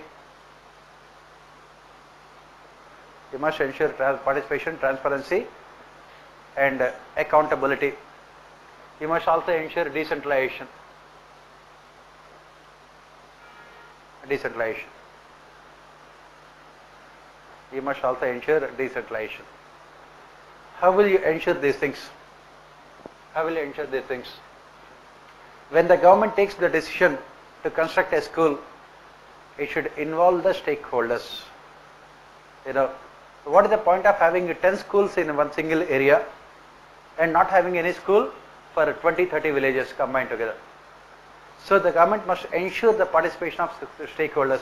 Decisions should be taken on the basis of decentralization and participation. You look at in most of the villages for kilometers, many villages there is no school, whereas maximum number of schools are clustered in urban areas, in small localities. So whenever the government takes the decision to construct schools, it should always look for equity. Schools should be constructed in only those areas which are poor, backward and underdeveloped, so that it will benefit the socially and economically weaker sections of society. Construction of schools you must include. Second, after the construction of schools, the next thing is about the infrastructure. In most of the schools, especially The dropout rate is very high in India, in our schools. After the 7th class, the dropout rate is very high, 7th standard. Why? Because infrastructure is not available. A simple thing called like toilets are also not available. So obviously it becomes, so that is the reason why girl child dropout is very, very high. So the government must ensure physical infrastructure in the form of school buildings, equipment and toilets and other things, physical infrastructure. Right now schools are there only for the namesake, but no infrastructure is not available, especially the basic things, physical infrastructure. Next thing is the teachers. Economic survey, it says that most of the subsidies given in the education sector are going into the hands of those people who do not deserve them. The government is spending a lot of money on constructing schools, but there is no maintenance. Spending a lot of money on salaries of teachers without any accountability. So the salaries of the teachers should be linked to their performance. Salaries of teachers should be linked to their performance. Salaries should be linked to their performance. And their performance should be evaluated by the stakeholders, the parents of children. Their performance should be evaluated by the stakeholders, the parents of children. And their performance should be evaluated on the basis of global standards. Global standards of education. And next, the government must ensure the same curriculum for every state. Academic curriculum should be the same for public schools, private schools, government schools, residential schools. Academic curriculum should be the same. You take the case of what happened in Chennai today. That student has committed suicide. Are you following the news? Yes, NEET controversy. NEET. Why? Because you want to ensure uniformity in education without reforming the basic education system. The peripheral changes can never be successful. You must look at the core. In almost all of India, all over India, state governments have their own different syllabus. Every state has its own syllabus. At the central level, you have CBSE, ICSE, then residential schools. Everyone has its own syllabus. When you have studied differently, how can you test all the students on the basis of one single examination, NEET? The idea of the government is good, implementation is atrocious. As usual, within the government, implementation is always atrocious. If you want to have a single examination for the entire country, first ensure that there is single academic curriculum. That is what it should be there. Why should the CBSE schools have a different syllabus? Why should ICSE schools have different syllabus? Why should every state has its own syllabus? In Kerala they teach communism. In Bengal they don't teach anything. In Bihar they don't know what to teach. Okay. So let us have okay. So that is why you must have a universal education system. This is what you should be doing, the government should be doing. But again, the government can never think, because our Prime Minister is always concerned about changing the portfolios of ministers and winning elections by changing the portfolios. Our chief ministers are more interested in busy with touching the feet of God men and God women. Yes, so that is what, nobody is bothered about the country, please remember. And our bureaucracy, future bureaucrats, they are concerned about their self-interest. After getting to services, how much dowry can they get? Okay. So that is what, that is where the problem, basic things, you can have a national examination provided the academic curriculum is the same. this basic common sense is absent in our policy makers. That is where the problem. That is why you suggest these things. And then next thing you say that the basic salary can be the same, but increments in salaries should be strictly on the basis of performance. Increments in salary should be on the basis of performance. Then another stupid scheme called midday meal scheme. Midday meal scheme is there, MDM. You are providing meals to children in the afternoon, midday meal scheme. What about morning and evening? You want children to start dieting from their very young age? What nonsense is this? Instead of midday meal scheme, let there be community kitchens in villages run by the people themselves, so that children can get food whenever they want. Midday meal schemes. Again, a stupid idea, midday meal scheme. You are providing meals once in a day. That too whenever the school is open. What about remaining the school's work? How many days in a year? Go back to your past, ancient. How many days you have attended school? If you are not from Bihar, this question is only for those people who are not from Bihar. In Bihar you have not seen the school, you don't have to see the school also. How many days in a year school will be there?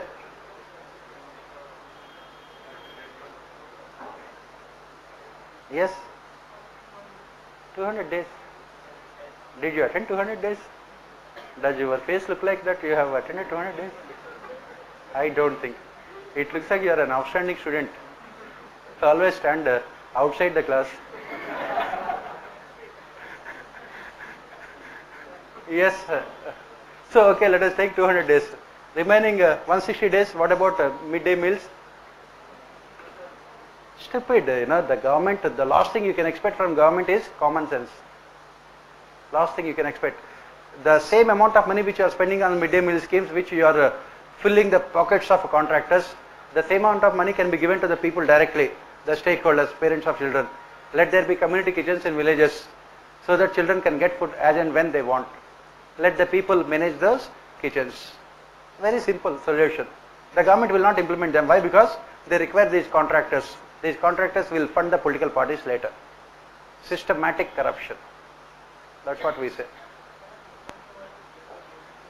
Yeah, obviously, to get the children, okay, you got the children to school, you gave them the food once. What about the remaining 2 times? Then after having the food, they will immediately leave the school because they have to work in the evening to get food. Now please remember, poverty is very high in India, absolute poverty, especially in rural areas. What is the reason why we have so much of child labor? What is the reason why there is so much of dropout of children after 7th standard? In other parts of the country, not Bihar. Again, in Bihar they don't know what is 7th standard. Yes. Okay. They directly do PhD. In other states you have to study up to 10th, then go to 12th, after that complete graduation, then post graduation, then PhD. In Bihar they directly do PhD. Very intelligent people, you cannot stop them. Lalu Prasad Yadav, PhD in corruption. So that is what you write for this question. What are the solutions, durable solutions? That's what you have to write for this question. Next, politics in India is mostly dominated by emotional issues like religion, language and caste. It also has an adverse impact on the governance of our country. It is the political system that influences the functioning of bureaucracy. Especially at the state level, we have seen more degeneration of politics. Suggest measures to make our political system efficient and accountable. Is it possible to ensure independent functioning of bureaucracy? If yes, suggest measures. Again, this is a practical question that we are, a practical problem that we are facing in a degeneration of politics. Politics are based mostly on religion, caste and region. So what kind of measures would you suggest? What kind of reforms would you suggest? As you can see, case studies are mostly about either administrative or social or economic or political issues. If you are good with papers GS 1, 2 and 3, you will be doing well in case studies. UPSC has moved away from individual case studies and they are looking at mostly systematic, the macro case studies. They expect you to have a very in-depth understanding of the functioning of various systems.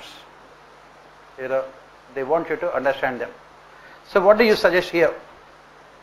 What kind of suggestions will you give here? What kind of suggestions will you give here to make the functioning of our political system more accountable and efficient? What kind of suggestions will you give? Issue-based politics. How? How it can be done? How can you move from identity politics to issue-based politics? What kind of feasible measures would you suggest?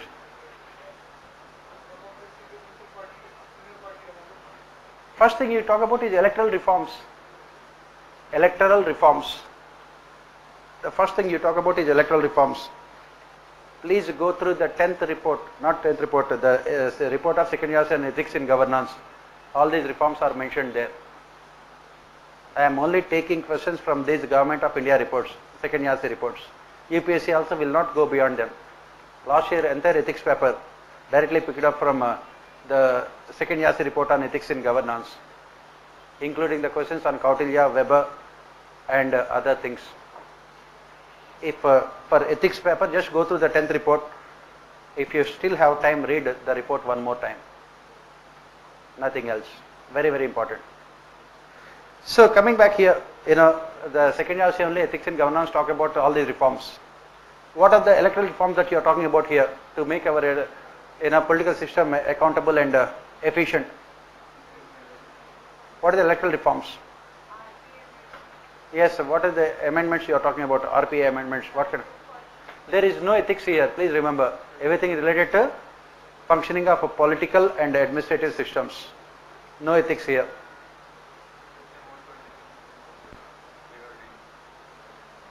What are the electoral reforms? First, election commission should be given sufficient powers. Election commission is a toothless tiger? No, dog. Election commission should be given sufficient powers and there should be transparency in the appointment of election commissioners so that the credibility of the institution can be protected. Credibility of the institution can be protected. And the changes should be made to RPA, Representation of People's Act, to reduce the influence of money and criminals in politics. To influence of money and criminals in politics.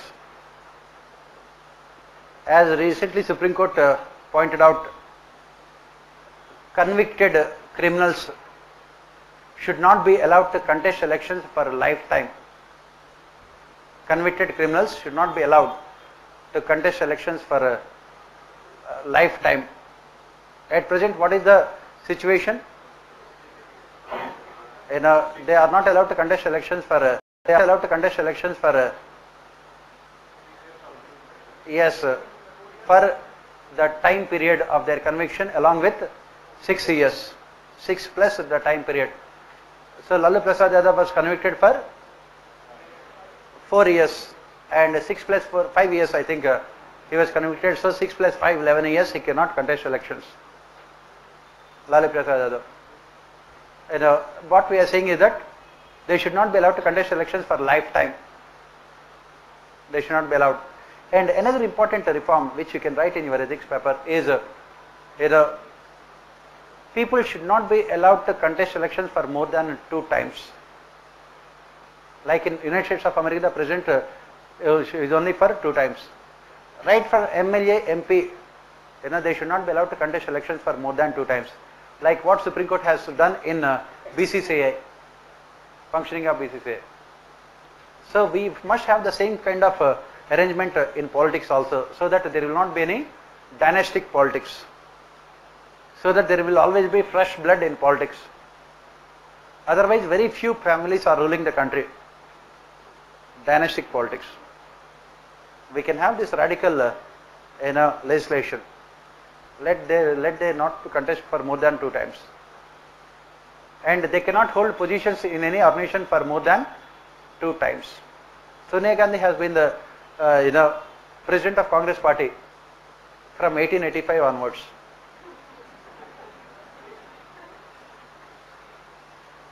She is the longest serving president of Congress Party, you must remember. Longest serving. She became the president of Congress Party in 1997. We are in 2017. 20 years. Dynastic rule. No elections, no inner party democracy. That is the reason why no political party should allow a single person to hold positions for more than 2 terms. The term cannot be more than 2 years. So that every 4 years you will have a new person. That is what you can suggest. Then, because this is in ethics paper, you can come out with these kind of creative suggestions. You can be more creative. What else can you suggest? Otherwise, it becomes mostly polity answer. What are the other suggestions can you give? Pardon? Yes, there should be transparency in political funding. Complete transparency in political funding. Political parties should not receive a single rupee in terms of cash. So demonetize political parties. For a change, there should be demonetization of political parties. They should not, and their payments should always be in checks. Payments also should always be in checks. Receipts should be in the form of checks. Payments should also be in the form of checks, so that their accounts can be accessed by anyone at any point of time. Complete transparency. Then, what else can you suggest?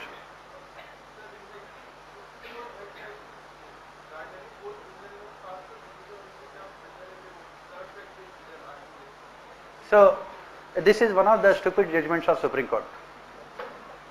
One of the judgments which play to the gallery. How can you say that a person is, demanding votes in the name of religion and caste? I am contesting for assembly. I will start my campaigning for going to a temple in the morning. Does it mean that I am demanding votes in the name of religion? And afternoon I will go to the local masjid to pray there.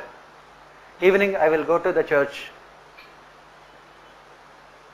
Can you stop me? I did not, I am not canvassing there. I just go there along with my followers. Pardon? Not personal. I am not doing it. No, I don't believe in God at all, first of all. I am going there only to get votes. Please remember.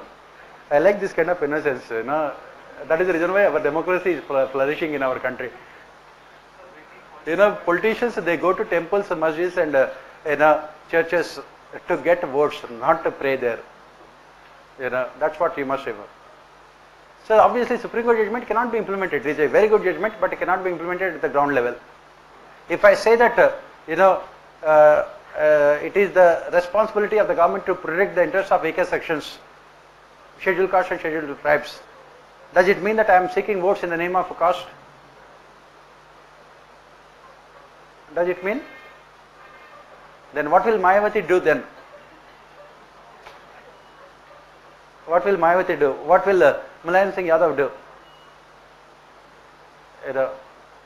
That is where, these kind of judgments are good, but they cannot be implemented at the ground level. So whenever Supreme Court comes out with those judgments, we take it as some kind of a joke and start laughing at it. And if you want, you can share it on WhatsApp also, so that others can also laugh. That's what. Next, other things. What else can you suggest? Creative. Political parties should be brought under RTA. Creative. Disclosure of assets. Yes. So what? Mayawati has disclosed that she has earned 500 crores. Then what? After that what? They must also give the reasons how they could earn so much amount of money. What are the sources of their income? If they cannot prove the sources of their income, the government must confiscate the assets. That is what another suggestion. Now we have made changes to the Representation of People's Act, wherein every candidate must disclose his or her assets to the Election Commission, so that the citizens can make their choices on the basis of the information, personal information of the candidates in terms of their assets, in terms of their criminal cases that are pending. What is the use then? Mayawati has said that in 1995 her income was 2 lakh rupees, 3 lakh rupees per annum. Now she has said that her income is 200 crores. In 20 years, how did it increase? From 2 lakhs to 200 crores. What kind of business she has done? In the 20 years, she was only in politics, permanent profession. 24 hours, she was only in politics. How could you earn 200 crores? That is where the problem. We have only implemented the laws partially. We have asked the candidates to disclose their income.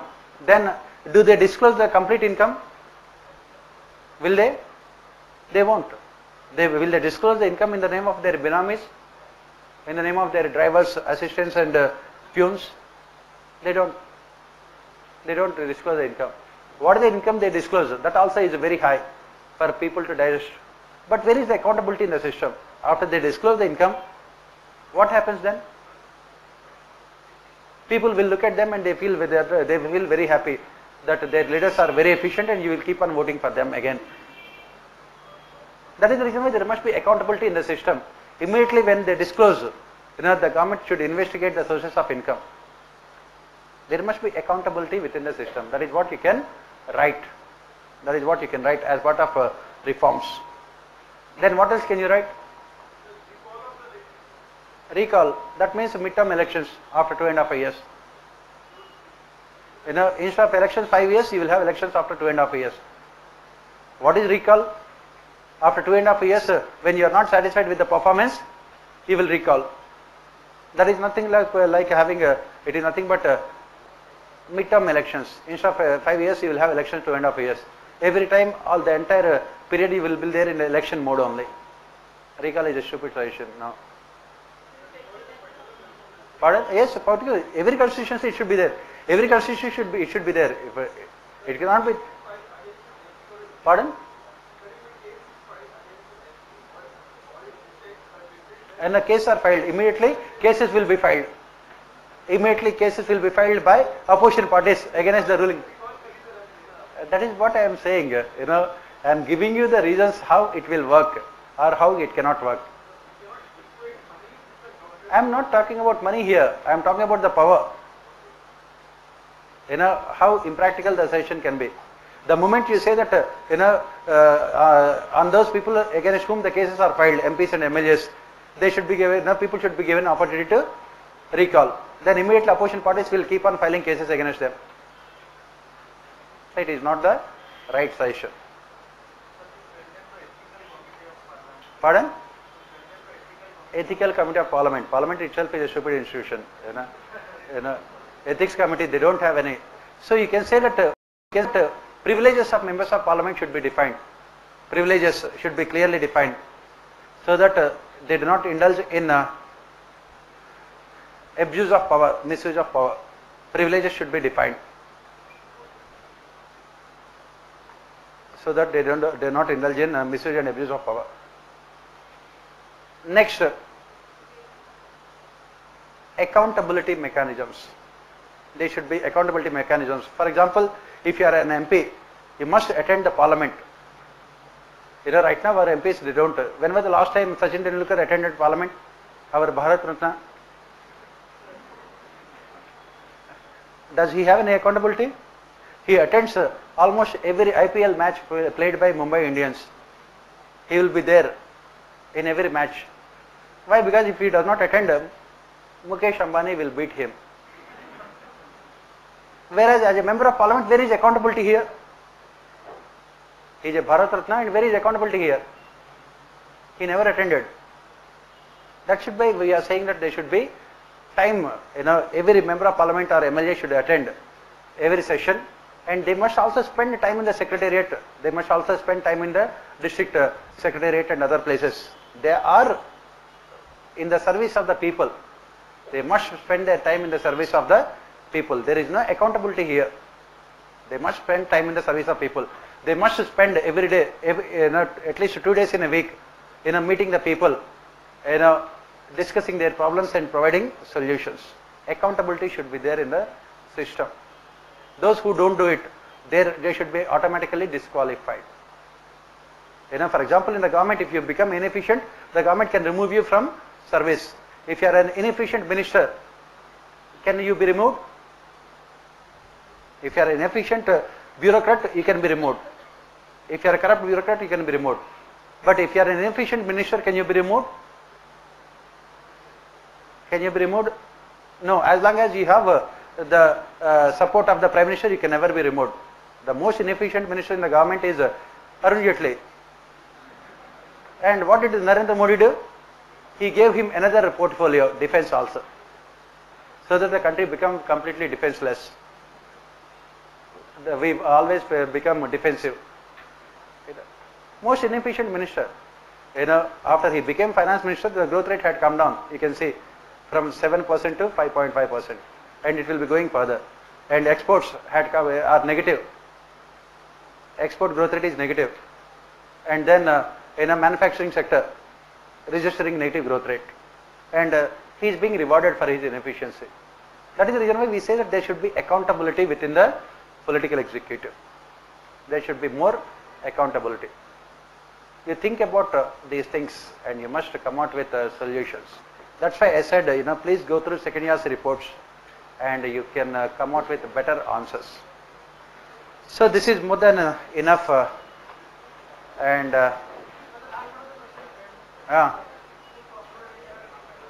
yeah, it is possible to ensure, how to ensure independence of bureaucracy, by changing conduct rules and regulations. There should be what you call ex ante accountability.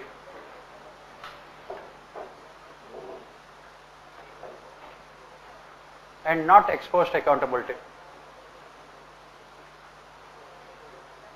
Ex ante accountability but not ex post accountability. At present we have ex post accountability of bureaucracy, which is resulting in at present we have ex post accountability of bureaucracy, which is resulting in politicization of civil services. Which is resulting in politicization of civil services. We must have ex ante accountability. That means bureaucracy must be given the freedom to decide which orders they can implement from political executive. They must be given the freedom to decide which orders they can implement from political executive. They must be given the freedom to reject unconstitutional and illegal orders without inviting punishment. Pardon? Civil services? Code, civil service. Civil service is not required, all these things. This is only one thing. This is only. They must be given the freedom to reject unconstitutional orders of a political executive without inviting punishment. That is what we call ex ante accountability. Very, very important.